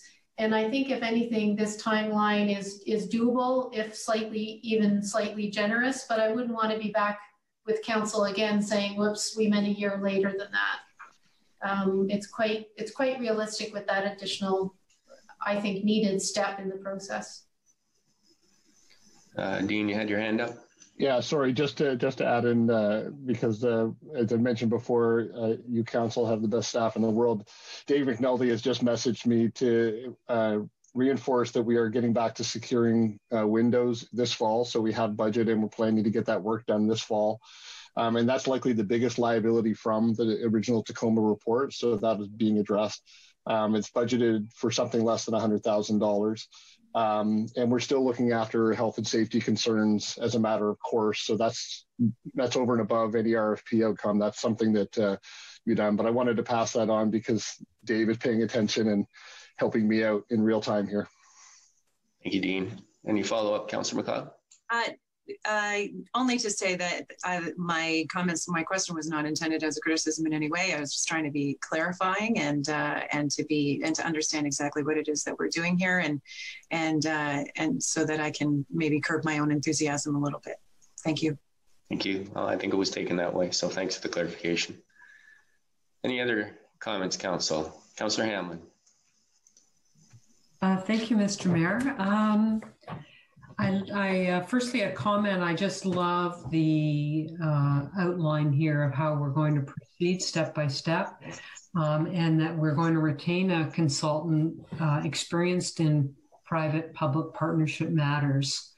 And then my question is, I see by the spring we'll be developing a governance group. And my question is whether, or if there's any thoughts around how that group would be selected or what the qualifications would be at this time. Yeah. Thank you, Your Worship. That's an excellent question and something I've put a lot of thought to. I won't say enough yet, but I think where we're starting is that through different means, we're identifying a series of expertise that we need just off the cuff, ranging from engineering to architecture to heritage architecture, planning. There's a bunch of expertise that we're going to need to tap into. There's also another piece of this, which is a public consultation piece. So while we see ourselves acquiring a body of experts for the governance group, there's also a need to do an open call to the community, which will involve council in a selection process to identify members of the community who can contribute to this as well. Obviously, one of the things that's come out of this, everything we've discussed so far is that our grain silos, as much as there are examples across the world of repurposed grain silos, ours are actually quite unique. And if you look even in Buffalo, which has the largest number of grain silos in the world, they don't have any that are like ours. And that's not to say they don't have, concrete construction and they're not, vertical in nature or whatever. But as ours sort of sits out at the end of a spit, effectively they're on water and not surrounded by any infrastructure otherwise. And these are all kind of unique characteristics. There's also sort of, as we go through the heritage assessment, landmark attributes. There's certain architectural, there's unique architectural qualities based on how they were built in record time, the period of time in which they were built. So there's a lot of there's a lot of community investment in this. And so we need to have some reflection from the community, some involvement in the community in terms of understanding how we proceed and what steps will be recommended to council or what project will be recommended to council. So that'll be an open call. And then further to that, we also see council having a role in this as well through a representative member. So we'd have to sort of establish that piece as well. Okay, thank you. My second question is just to understand the spending of the funds, and again, through you, Mr. Mayor, to Acting Executive Director Culver. Am I right in thinking that we're being asked in this report to commit $340,000 for, and it may go higher, and I understand there'll be consultation as we go through, but for the process that will get us to the point of selecting a partner to do this project, or saying, no, this isn't feasible? Is that what those funds are to get us through that time frame? Through your worship, in a nutshell, that's right. Okay, and then just as a supplementary to that, the $3.5 million that we've been talking about, that would be a commitment that we would make after that point. The process is finished, and either we're going to get into an agreement with a private partner, or we're going to say, no, that was a bad idea, we're going to demolish. But that's the point. The $3.5 million would be, we'd be looking at spending that. Is that correct? Dean? Yes, with some clarification. So the $3.5 million, just to be perfectly clear, and I think you already know this, the $3.5 million does not constitute the demolition amount. Yeah. It only constitutes additional investment in the spit in order to make it something. The demolition amount is the liability that was discussed earlier. Just for clarification, I assumed you knew that. Okay, thank you. And my last point is really just a comment. I noticed that at the end, it's at the end of the, I don't know what you call it, a chart setting out the steps to be taken. It suggests an update on the waterfront master plan, with the spit being considered as one entity. And likely by the time we get to that point, our new official plan should be well underway in terms of its final drafts and so on. And that waterfront master plan will get incorporated into our official plan. So really just a thought for staff to consider, maybe making that spit area a special study area if we get out of sync with where we're going to be at in terms of this public-private process. And that was all. So thank you. Thank you. Council, any other questions or comments before I call the vote? It's a lengthy vote, but before I do put it on the table, I want to just add my congratulations to staff. This is a very thorough report, but it also is a very comprehensive one in terms of outlining the various steps, the costs associated with each step, and the timeline. It does give me a little bit of deja vu. I think the Deputy Mayor will recall that back in 2012, the Central Park Steering Committee did ask Council to invest in a market sounding to look at potential opportunities for the terminal. So we've got here, and I think we're in a good place, and the timing is right. So with that said, the motion is moved by Councillor Madigan, and it's seconded by Councillor Doherty. The council seek a private sector investor to redevelop the terminals and/or the terminal site while upholding council's public policy objectives, which include public access to the waterfront, significant public green space, and an approach that respects and celebrates the historic significance of the terminals and the shipyards. The council directs staff to engage a consultant to conduct a heritage assessment of the Collingwood grain terminals, funded up to $40,000 from the 2020 operational budget. The council authorized staff to proceed with a request for proposals for redeveloping the Collingwood terminals buildings within the parameters and public policy objectives outlined in this report. This process to include: 1, acquiring through transparent procurement processes the service of consultant experts in public-private partnerships; 2, promotion of the RFP opportunity to as large a marketplace as feasibly possible; 3, acquiring through transparent procurement processes and an open application process, expert services and community participation on a guidance group to evaluate proposals. That the above authorization be subject to appropriate funding being approved through the 2021 budget process and/or the asset sale proceeds decision in early 2021, with an upset limit estimated to be approximately $300,000. The council directs staff to return the proposal evaluation recommendations of the guidance group to council for final approval, and the council authorize a placeholder of $3.5 million within the proceeds of the hydro, utility, and airport asset sales to enable council to act on terminal or SPIT-related opportunities, such as the potential upgrade of Heritage Drive, including utilities, and or the creation of related park facilities, with work to proceed after the RFP award non-award decision. And with that being said, I will call the vote. All in favor? And that is carried unanimously. Thank you. So that brings us to departmental updates and other business. 5.1 COVID-19 financial update. And Marjorie, I think you're taking us through that, please. Thank you, Worship. This is just going to be a quick, there's 4 slides, I believe it is, and it's just to provide updates on the costs and commitments that have been made from the emergency COVID fund to date, and also just to provide an overview of where we stand in relation to taxes receivable at the end of August. Next slide, please. Next slide after that. So far, the emergency COVID fund, we have either committed or spent $579,071 to date.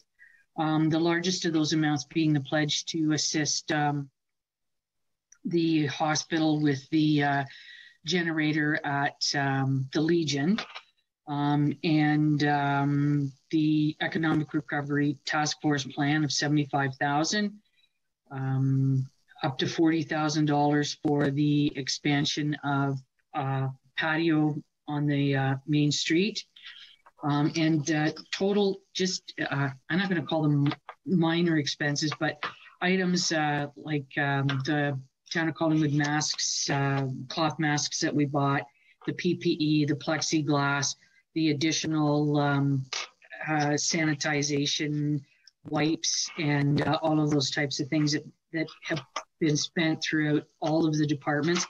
And that would also include the additional cleaning costs for the bus and a few of the other facilities that we have cleaning contracts out for.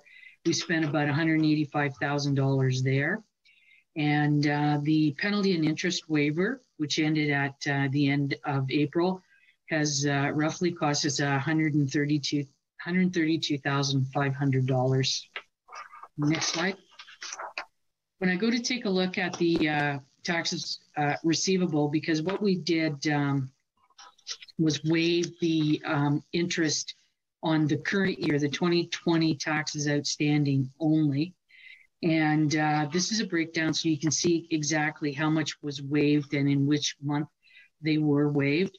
When you take a look at the May, the second installment was due in the month of May, and we had a large $45,000 write-off there, indicating that a lot of the people didn't, they're held off on the May payment to see where they were going to end up in what financial situation they were going to end up in. But when it comes down in the months of June and July, some of those people that had been outstanding in May had actually continued to make payments or had been able to make a payment in one of those other 2 months.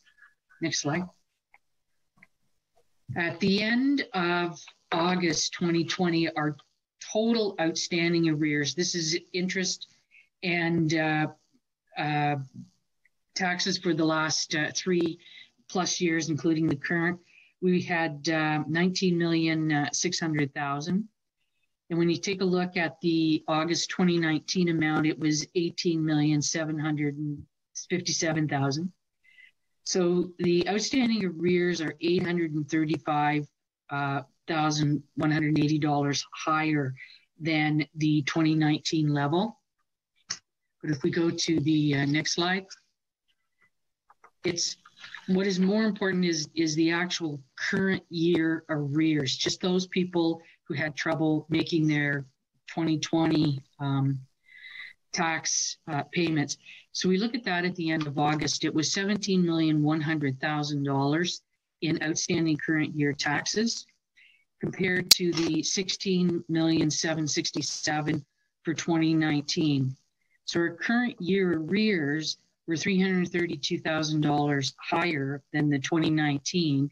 But when I take a look at the payments that were received between September 1st and September 3rd of 2020, that was $343,000, whereas in the same period during 2019, we only received $10,800.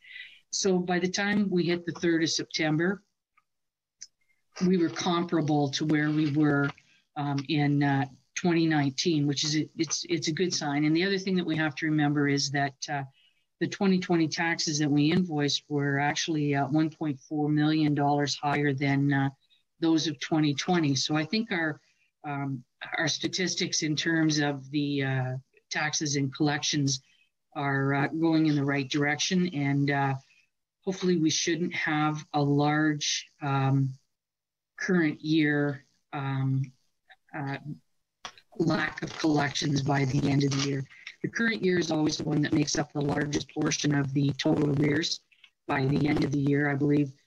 Or if I was to look at 2019, I believe at the end of December, there was a total of $3,800,000, but the current year, the 2019 at that time, was roughly $2.4 million. So we have made collections on a lot of those items, but the outstanding, the people that owed money from previous years, 3 and 4 years back, we have been making some headway on collection of those as well during the COVID time. So things in terms of our tax arrears may not be as doom and gloom as had first been anticipated by us or by a lot of the other municipalities out there.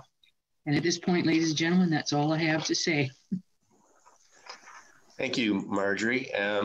And I'm just going to confirm with the clerk, as these are staff updates, my understanding is I go directly to council for questions. But I just need you to confirm that, please. That's correct, Your Worship. All right then, council. So are there any questions or comments? Councillor Jeffrey. Thank you, Mayor Saunderson, and through you to Treasurer Marjorie. I just had an FCM meeting today specific to the budget impacts for municipalities. So I want to just follow up on some things to ensure that they were included, because when we get to the consent agenda, those kinds of things will be important. Did we include things like our extraordinary bylaw costs to enforce the provincial orders at the waterfront and to facilitate the resident-only parking? Through you, Your Worship, no, not at this point in time. Those costs will be accumulated, and I can't guarantee. I'm getting ready to walk off into the sunset here, but we will attempt to have those accumulated for October. Okay. At some point in October. Thank you. And then through you again, Mayor Saunderson. So that would then also include things like the transit fare loss of revenue and the parking revenue losses. And then I was wondering, in terms of projects, the delay of the ministry issuance of the permit for the Sunset Point work, did that result in a higher cost for us on that project? Because that would be applicable as well. Through Your Worship, that might be a question that either Dean or Mel. Yeah, and I don't need the answer now. I'm just saying those are the kinds of things that we definitely need to be adding to that COVID number, if there was. Right. Okay. Thank you.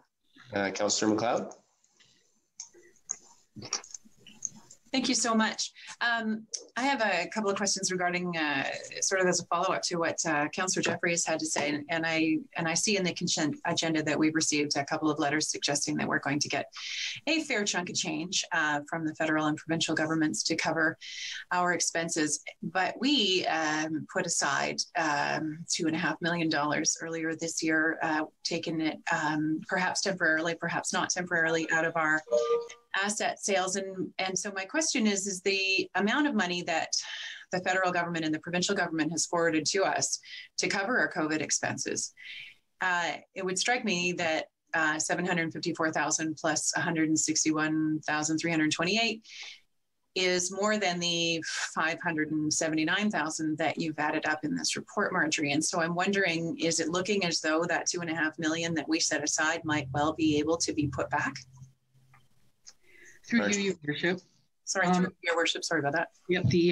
The initial resolution actually did indicate that once the provincial state of emergency had ended, any remaining funds from this emergency contingency fund would be returned to the asset sale proceeds funds. So regardless of whether 579,000 is the end number, we have reporting requirements in order to maintain receipt of both sets of those funds. So we need to have it all documented. If we spend more than the 754 or the 161, we may have to use some of those that reserve fund. However, if we don't max out the grants, then there will not be a need to take money from the emergency fund. Thank you very much. Council, any other questions or comments? Councillor Hanlon. Thank you for you, Mr. Mayor, to our treasurer. Am I right in thinking our arrears and property taxes, other than the current year, is somewhere in the neighborhood of 15 million? Marjorie? No, through you, Your Worship. If I'm taking a look at my total arrears being at the end of, let me just flip to the screen. If I'm looking at my total arrears at the end of August 2020 being 19,500,000, and I'm looking at my August 31st arrears just for 2020 of 17,100,000, we're talking about 2.4 still at that point. Thank you for that clarification. That's all my questions. Thanks. Council, any other questions or comments? I have a question then through to Marjorie or CAO Skinner. We have referenced the funds that we've received from the provincial government, and I'm wondering how those get reconciled and what the reporting process is.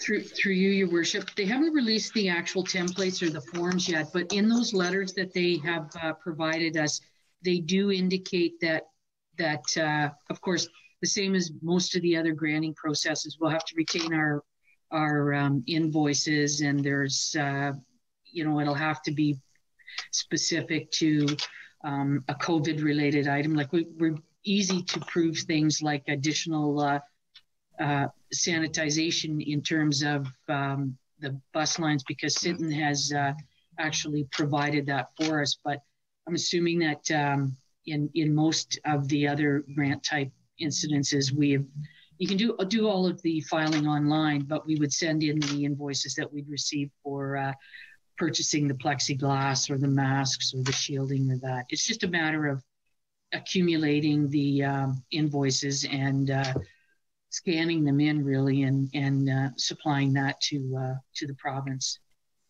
Okay, thank you.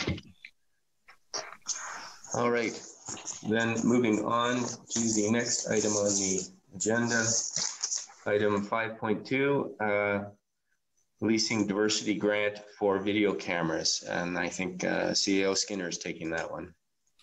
Yes, thank you, Your Worship. I'm bringing this one up today because there's a deadline for a grant that is closing tomorrow, and this item was discussed at the Police Services Board recently, and the minutes have not yet come up.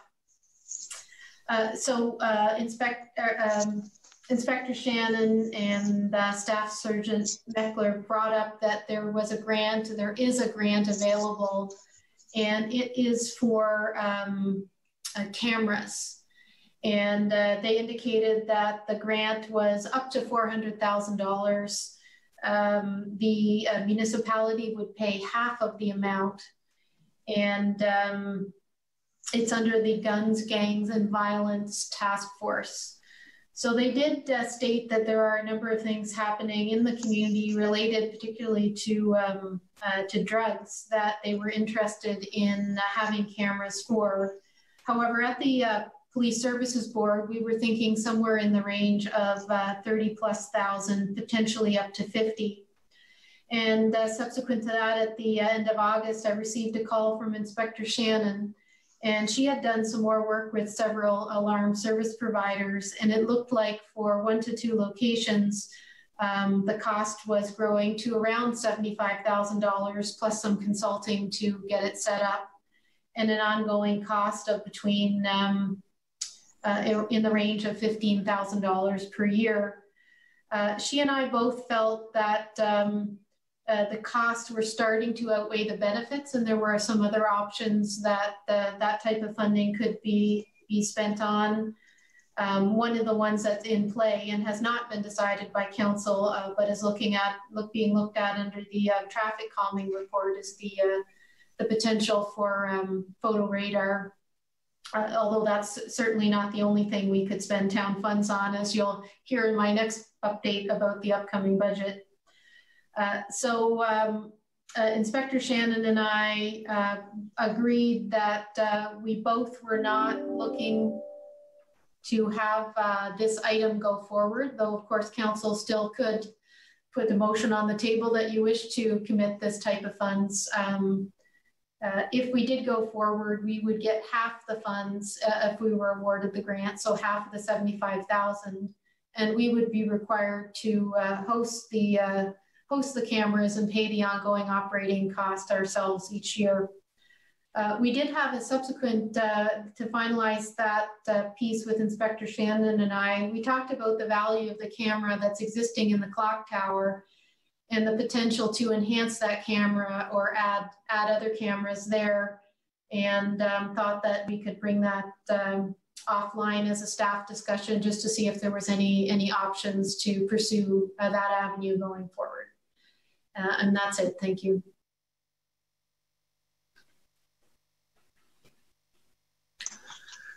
Thank you, Sonia. Are there any questions or comments on this item? Councillor McLeod, go ahead. Are we, thank you, through you, Your Worship, to the CAO. So are we voting to spend a bunch of money on this, or are you just letting us know that we're going to ask for it? And if we get the grant, are we now committed to doing this? Go ahead, Sonia. Through you, Your Worship, to Councillor McLeod. What I'm recommending is that we do not apply for the grant. And I'm providing this recommendation to you today because when you do receive the minutes, you will see that the Police Services Board voted to bring this item forward to council. However, when it gets to council, it'll be past the deadline to apply. Got it. So I want you to respectfully know that the Police Services Board endorsed this at a lower value, and we now understand it's a higher value, and I'm providing the staff recommendation not to apply, in which case you would not need to take any action today. And that is the action I will take. Thank you. Good. Councillor Jeffrey, I know you're chair of the Police Services Board. Do you want to make any comments?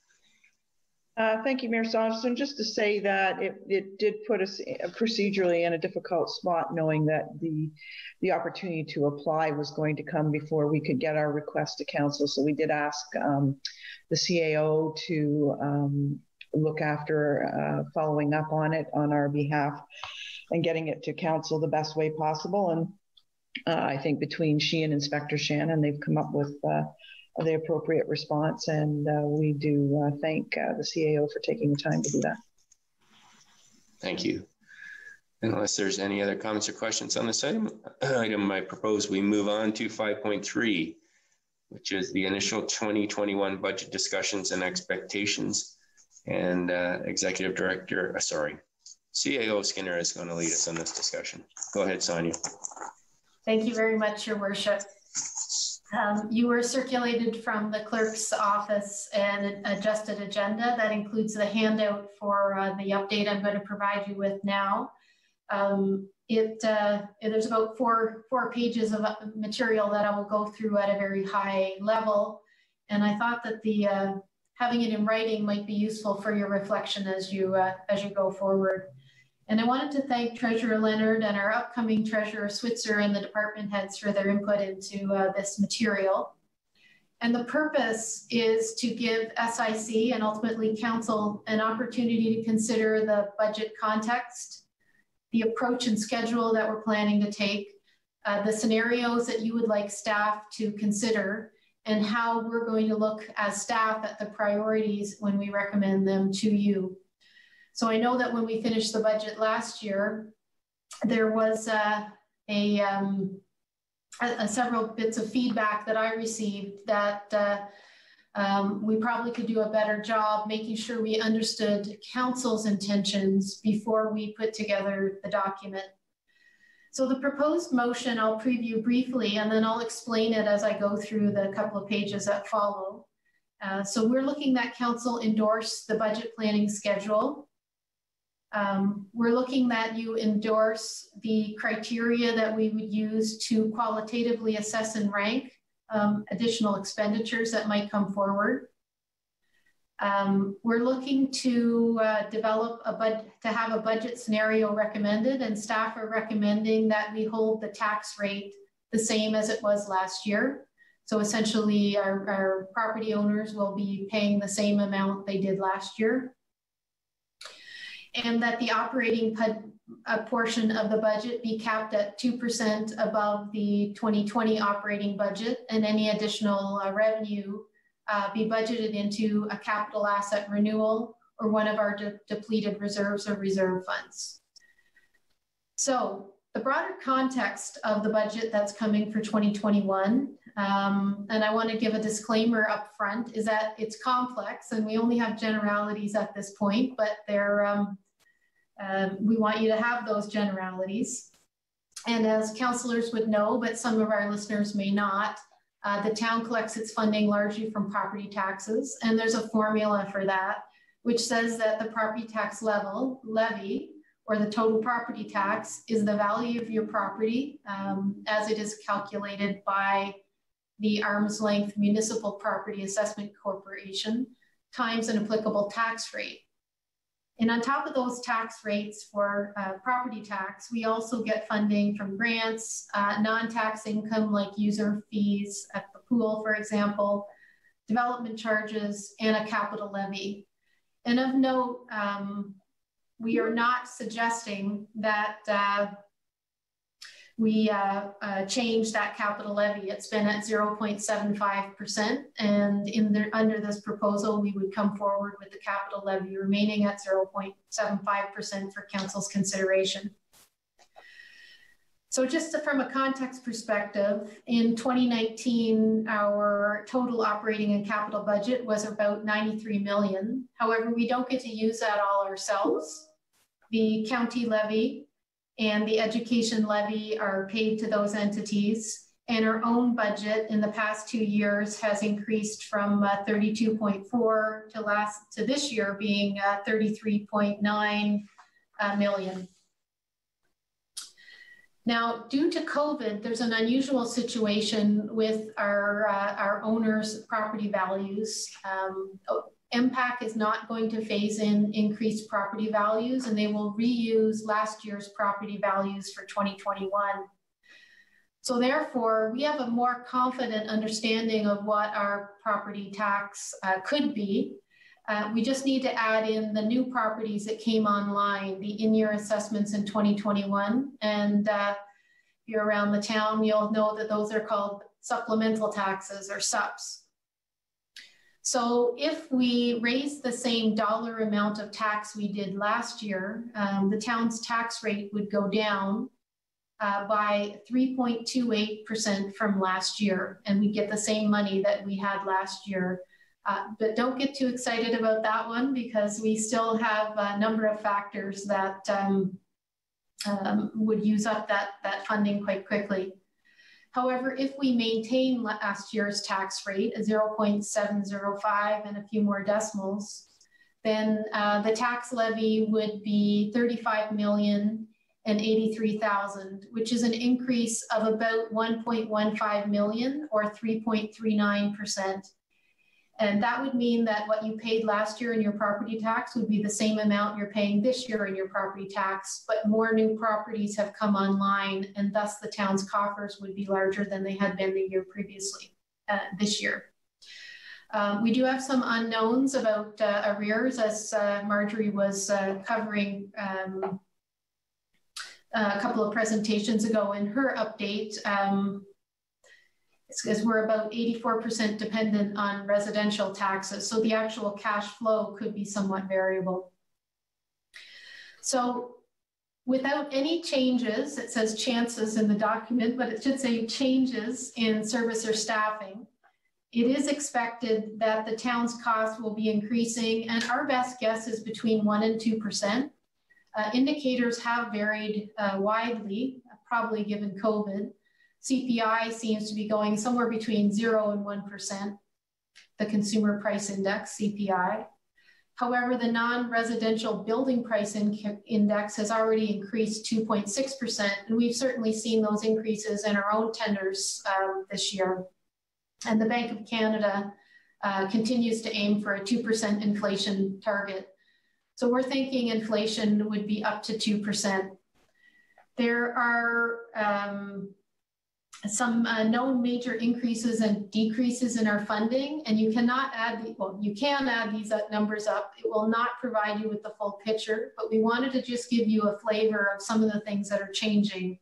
For example, the judicial inquiry expenses, which we budgeted $800,000 this year, will not be required next year. There'll just be some small remaining costs for document storage and that kind of thing. We have provincial modernization funding. There's over $500,000 remaining, and we can use it over multiple years, so that could be of benefit.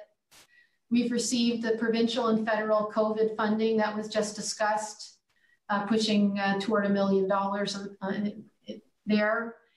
And we're hoping that the federal government's announcement on green economy funding may be something that the town could seek in this coming year.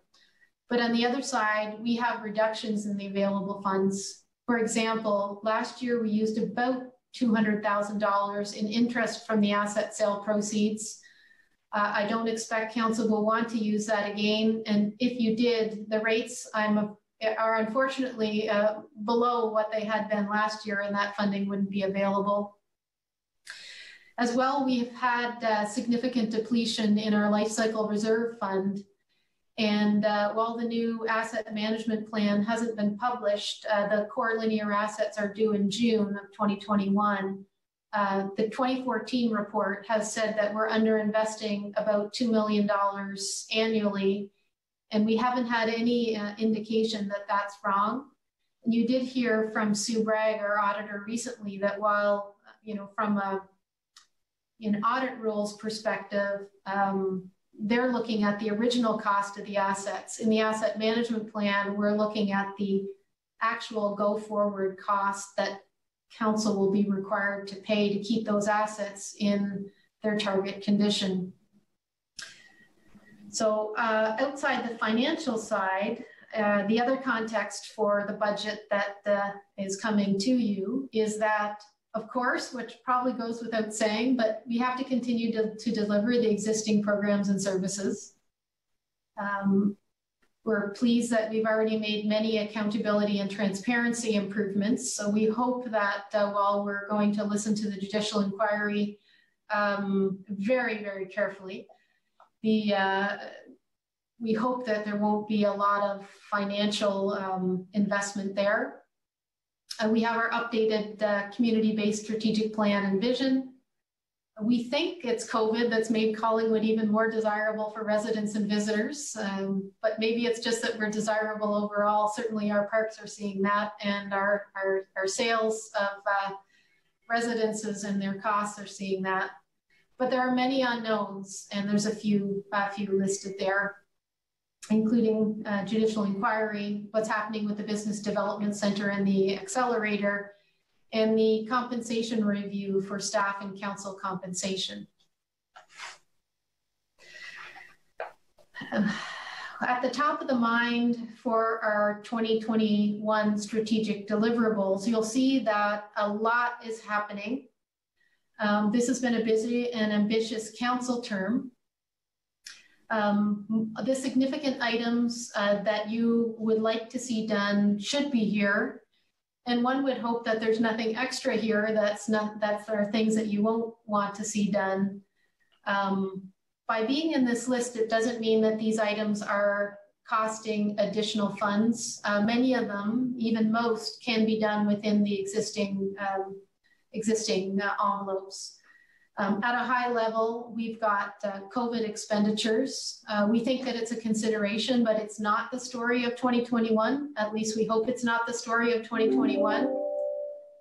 We have service enhancements in our custodial contracts and our transit buses, and a review of our master accommodation plan needs, considering that we've turned a corner to much more working at home and remotely. In being transparent and accountable, there's a number of things happening for municipal service excellence, including, and I won't mention things I've previously mentioned, but we have our program and services overall review, and that will also set us up for some fee reviews, for example, for planning or permits. We've got our sewer use bylaw and our policy for water treatment plant allocation, which is very important for future developments. And I know there's a number of developers who are very interested in that. And we have our new tech agreement, which will lead to the water treatment plant expansion. We have the allocation of our asset sale proceeds and an intention to further engage youth in governance within the municipality. We have the grain terminal's next steps being implemented, and you've given us excellent direction on that tonight. So there's lots of work to start running on there. Under the growth and prosperity heading, we need to understand our development vision and better communicate the town we want to foster. So that means our updated official plan. When the official plan is done, we want to kick off the comprehensive zoning bylaw update, which will then likely be finalized in 2022. And also a comprehensive parking study that'll look at the need, for example, parking structures or how much parking we'll need within our town, within the current volume context, and also within the context of our accessible transportation intentions. Under the community well-being and sustainability, we've got running our social services roundtable, greenhouse gas benchmarking, the private tree protection bylaw, moving forward with the UN Habitat Pioneer City pilot projects and conference, and there'll be a report back for council direction on those fronts. And working with at least one, and we're hoping more donors on projects, including tree planting and a solar pilot. The traffic calming study, a transit study that'll look at buses versus other options, as well as routes in the broader regional context, taxi licensing and ride share services, the pilot that the council asked for the Maple Street North-South link and the cycling plan, a parks visioning and bylaw update to pick up when our temporary barbecue ban is released before the end of this year. Development of a park hierarchy that's very important for our vision on green spaces and will also inform the community benefits development charges. And we have some climate-related emergency planning updates that are required as part of our adaptation thinking. And under arts and culture, there's an arts center feasibility study that will carry over into 2021. We hope that it'll be out for bidding this year. And of course, the many items in the diversity and inclusion report. And I'm not going to go through them, you'll be pleased to know, but the last several pages of this report is an update of what we've been calling the pending list, which are the items that council has resolved for staff to act on. So that list is also provided. So in summary, I've taken your time to go through that because I believe it is an aggressive year. there's aggressive expectations and intentions, and nonetheless, we as staff are enthused about going forward on into that year. And I wanted to provide that context because it does relate back to the scenarios that we're asking for the budget. We've listed on page 4 the proposed criteria that we would use to qualitatively assess and rank potential new expenditures. And these includes how much the service would be, the public service would be improved, the number of people that would benefit, the length of the benefits, the alignments with the community-based strategic plan, risk reduction to the municipality, and finally, staff's capacity to deliver. We don't want to be recommending that you spend money on things that really wouldn't be deliverable under our current staff levels. And finally, the budget planning approach that we are suggesting is a little bit backwards from what you saw last year. And but I do think that it makes sense. Today you get the priorities and expectations for your comments and endorsement. In October, we would update any positional or contextual information. And instead of doing the long list of what every department does, we want to bring forward to you the changes, known unavoidable increases, growth-related increases, or for that matter, decreases if there were some, and any service enhancements. And the motion that we would be looking for next month is that you accept the portions presented for incorporation into the draft budget. And you could sever items, and this wouldn't commit items to be included in the final budget, but it just means they would be retained within the budgeting process and still have legs. If you don't like them in October, we don't think you're going to like them in December. In November, we would provide you the full budget overview with operating and capital, and would ask that you endorse it for public consultation. Should you do that, we would spend the majority of November seeking public input virtually, or if possible, in a coffee with council that is interactive. And in December, we would review any budget adjustments or public input and ask for your support to bring it forward to December council. And with that, I'll wrap up as having done more than enough talking and turn it back to the chair and your consideration of the proposed motion. Thank you very much, Sonia, for that excellent roadmap. Because there is a motion before council, I will be opening this to the public and ask the clerk to see if anyone in our gallery would like to speak to that report. Yes, we do, Your Worship. We have Matthew Pretty that would like to speak to this item. Okay, Matthew, go ahead. We're speaking to the budget process that you've just heard, please. Yes, I understand. And with respect, I just added notes from the pre-budget notes on the PDF, very important. I just want to note how important it is for our town to not get fixated on one cultural group versus the other. We are going to see a huge population increase in this area. There is a demand for a larger regional population. I would like us to consider with the budget traffic calming and public washroom opportunities for our visitors.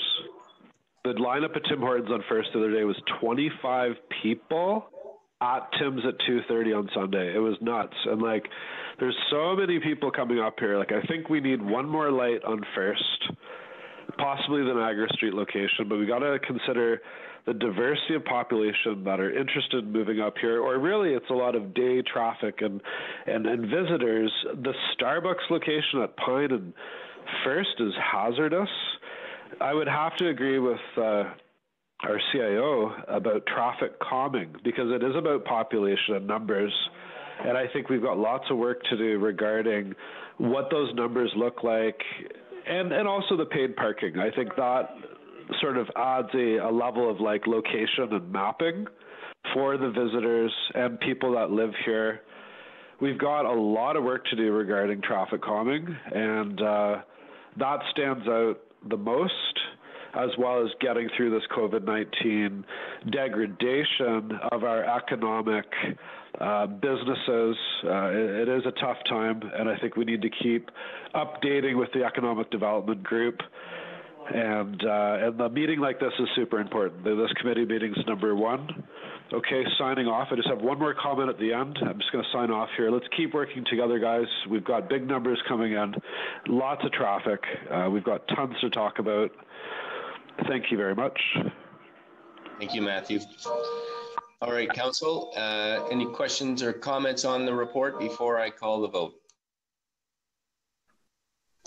Councillor Jeffrey, go ahead. Thank you, Mayor Saunderson. Just really quickly, always to comment that I always get some angst when we always do our budget to budget instead of budget to actual. And I know that process comes with some challenges within our process, but there's so many assumptions that we have to make between the budget we did last year that we assumed it would happen, and then what did happen and what didn't happen, and all those changes. So for me, it gets a little murky. And the other thing that I just wanted to ask is, are we won't be going through that list process where we have, I forget what Marjorie calls the list, but you know, that 2% number goes out into the media, everybody thinks it's 2%, and then council has to go through the list of things that are really desirable or whatever from our perspective for the residents, and then it goes up a bit, or we use the interest from the other money, which we did last year, to get through, and then we look like the bad guys. So are we avoiding that whole process this year? CAL Skinner. Thank you. Thank you, Your Worship. Through you to Councillor Jeffrey. I do think that we are avoiding some of that process this year. We should be, I think, starting with the 2% on the operating budget, but what will be seen by, you know, I mean, the budget's not there yet, but what we're proposing that we provide as a scenario is that the people in town will see a 0% increase in their taxes. So that's what we're starting with. And what we're saying is that we think we can keep the operating pieces within 2%, which is also a bit aggressive, but we do think we can, given some of the COVID funding, et cetera, that we're receiving, and that the judicial inquiry is going away. So we did design the process so that council wasn't the bad guy, cutting goodies at the end to get under a certain number, but was able to make a more rational set of decisions early in the process about what they felt was most valuable for the community, which is in part why we wanted to look at the things that you thought were important and give you that chance to ask questions quite early, so it didn't come up at the last minute. Follow up? No, that's great. Thank you. Okay. Councillor McLeod, I saw your card up. Thank you. And in response, if I may, to Councillor Jeffrey as chair of the Corporate and Community Services Committee, you will find in our next council meeting in our minutes reference to some good news that came out of the Treasury Department in our meeting last night, and that is that a new budgeting software has been procured, and that the budgetary folks are getting trained on it. We are not ready to use it this year, but it will be prepared and ready for next year. And it does actually include actuals, like up to the minute kind of stuff. So that was very exciting and happy stuff that we heard last night. Provided we get them entered in time. Right. Councillor, any other questions or comments? Go ahead, Councillor Hanlon. Thank you. I just had a comment. I wanted to say thank you so much for the hard work that went into this roadmap and the timeline that's set out. In the 2 years I've been on council, it's always been a mystery to me how we get to the day when we're actually approving the budget. And anyway, this seems to be very logical, and just thank you for that upfront work. I agree. And last year we had a breakthrough in getting the budget passed in the same calendar year. And this year we're improving on that by having our process set out and following that. So we are continuing the evolution. Any other questions or comments, Council? Seeing none, it is moved by the Deputy Mayor and seconded by Councillor MacLeod. The Council endorses the budget planning schedule outlined in this document. The Council endorsed the criteria staff will use to quantify or qualitatively assess and rank potential growth and service enhancement expenditures. That staff develop a budget scenario where the 2021 tax rate is the same as the 2020 tax rate, and further that the operating portion of the 2021 budget be capped at 2% above the 2020 operating budget, and any excess will be budgeted into capital assets, renewal projects, depleted reserves, and reserve funds. And with that, I will call the vote. All in favor? And that is carried unanimously. Thank you very much. We're now moving on to the consent agenda.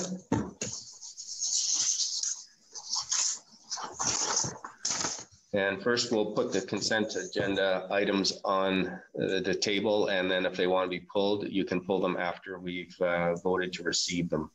So it's moved by Councillor Doherty and seconded by Councillor Berman that the general consent agenda, having been given due consideration by the Standing Committee, be received. There are 6 items. 6.1, City of Owen Sound Support for Private Members Bill M36, Emancipation Day. 6.2, Minister of Municipal Affairs and Housing, Safe Restart Agreement, Municipal Operating Funding. 6.3, Municipal Affairs and Housing, Safe Restart Agreement, Municipal Transit Funding. 6.4, City of St. Catharines support to City of Toronto in their legal challenge of the amendments made under Bill 184.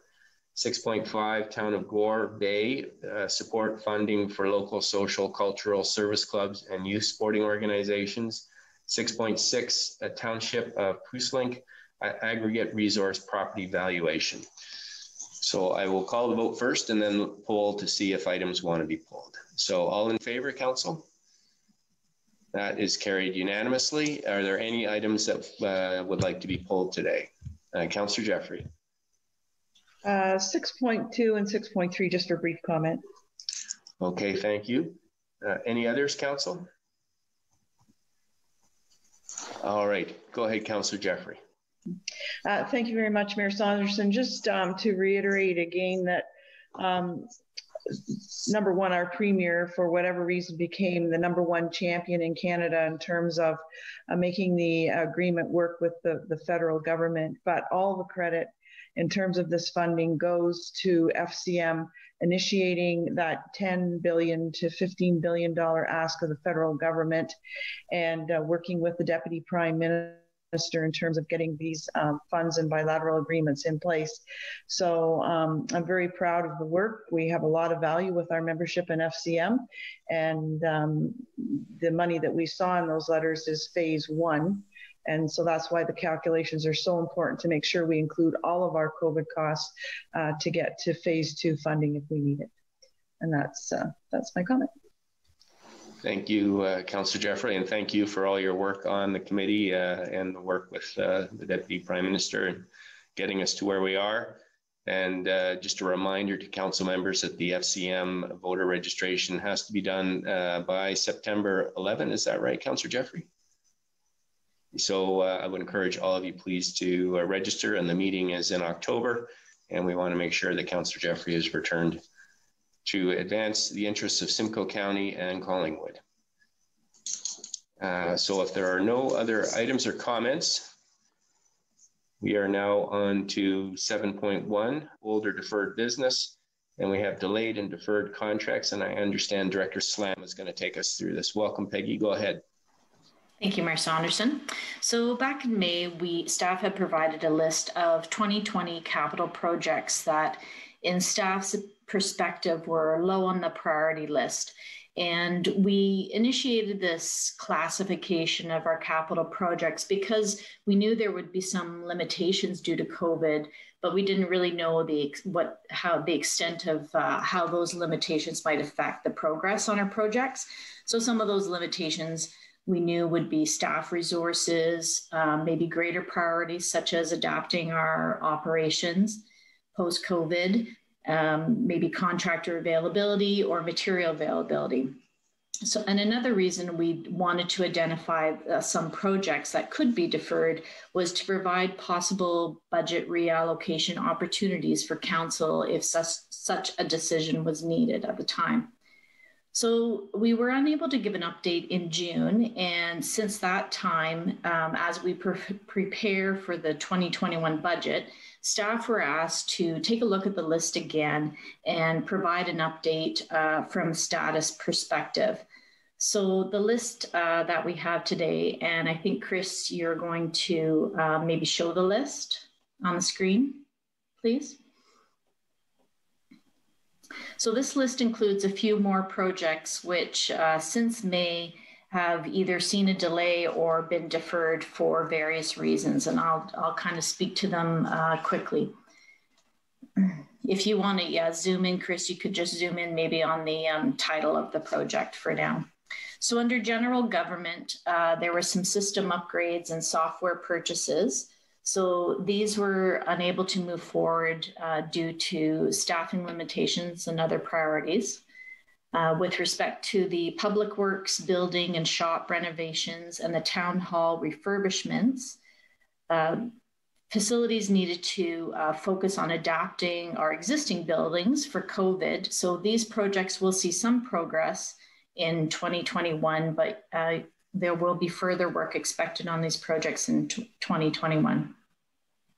Under IT, the security monitoring, IT identified early that this would need to be deferred to 2021 due to some other immediate priorities for them. Under transportation, we identified that the Third and High intersection project was really a developer-driven project, and we predicted early that this would not progress in 2020. There was you can see some money has been spent in the year-to-date column, and this is on land acquisition and some early project preparation on the town side for this project. We had traffic calming and crosswalk infrastructure, and this was been deferred with a delay of the policy development. Also under transit, we've got bus shelters. There was money for an additional bus shelter, and this was deferred for 2020. Under PRC, projects like the Arts and Culture Center study, the kick plates, and the membership card printer, these were identified early as lower priority projects with reduced staff resources, unable to work on those.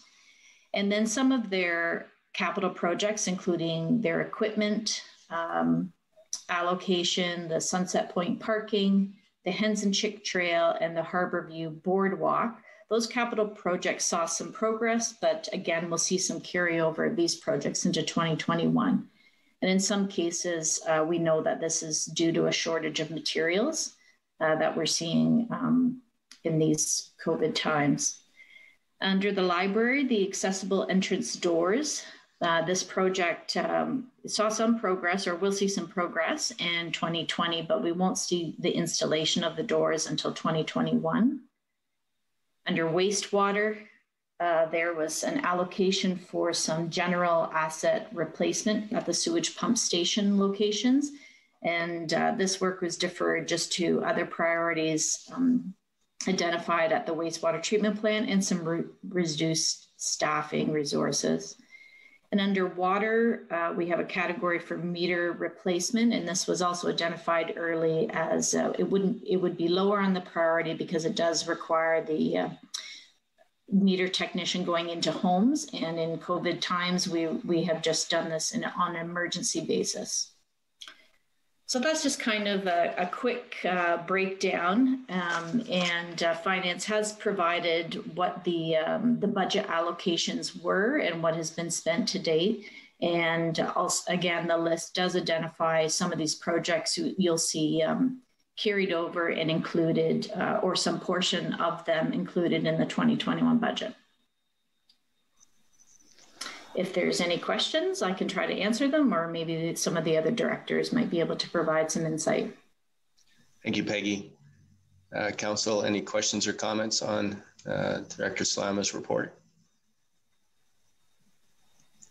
Looks like you covered all the bases, Peggy. Thank you very much. This brings us to item 8, which is public delegations, and I'll look to the clerk. Sarah, is there anyone in our gallery who would like to make a delegation, knowing that they have 5 minutes to speak on any topic that was heard tonight or any other that they feel is relevant?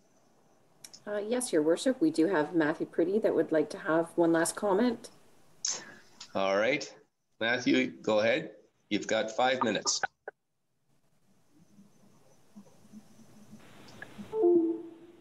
Yes, hello, can you hear me? Yes, we can hear you. Go ahead. Okay, I'm going to go walk here. I'm going to start at the front here of the house.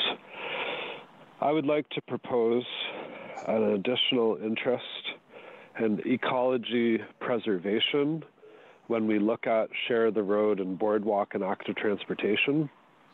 I found a turtle at the labyrinth the other day and I moved it, put it in the water. There's a lady making a video of it, and I found a dead one, unfortunately, on the shoreline path from boardwalk to that little beach along the shore side of Labyrinth.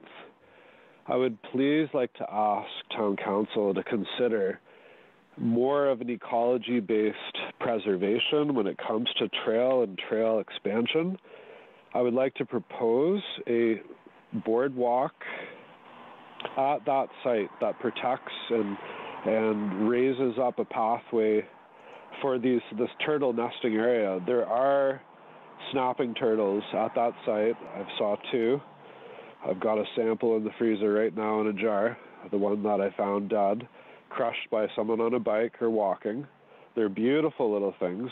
Can we please get a more of an ecology-based perspective? We've got that Indigenous slogan at the start of Town Council. I just think we're missing one side when we're dealing with preparing budgets and things. And again, traffic calming, parking. Like, look at, Bud Powell's recommendation about the Niagara Street shoreline. That's a huge risk as well. There's a fellow from Share the Road at the boat dock the other day, and I was chatting with him, saw his photo. He says, yeah, we're going to do a rock wall style path. You got to be careful on that section of Secret Trail.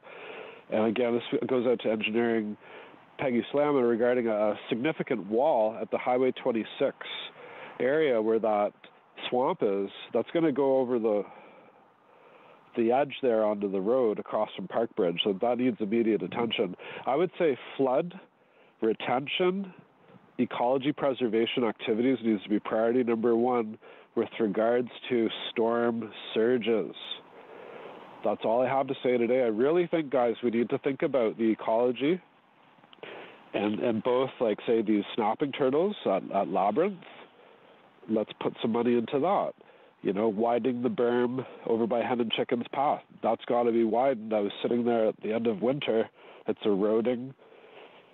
And along the highway. And the health and well-being of the town. The Mr. Larry Law, what a guy, having the Out of the Cold at the Cranberry Village. I can't even believe he offered that. And I hear good things. I know people at Tim Hortons. I talk with them, and they're actually getting help they need. It's a game changer, and we should focus on that aspect of the medical crisis, as well as reaching out to people on an ongoing basis, maintenance, prevention of ill health, talking about maintenance.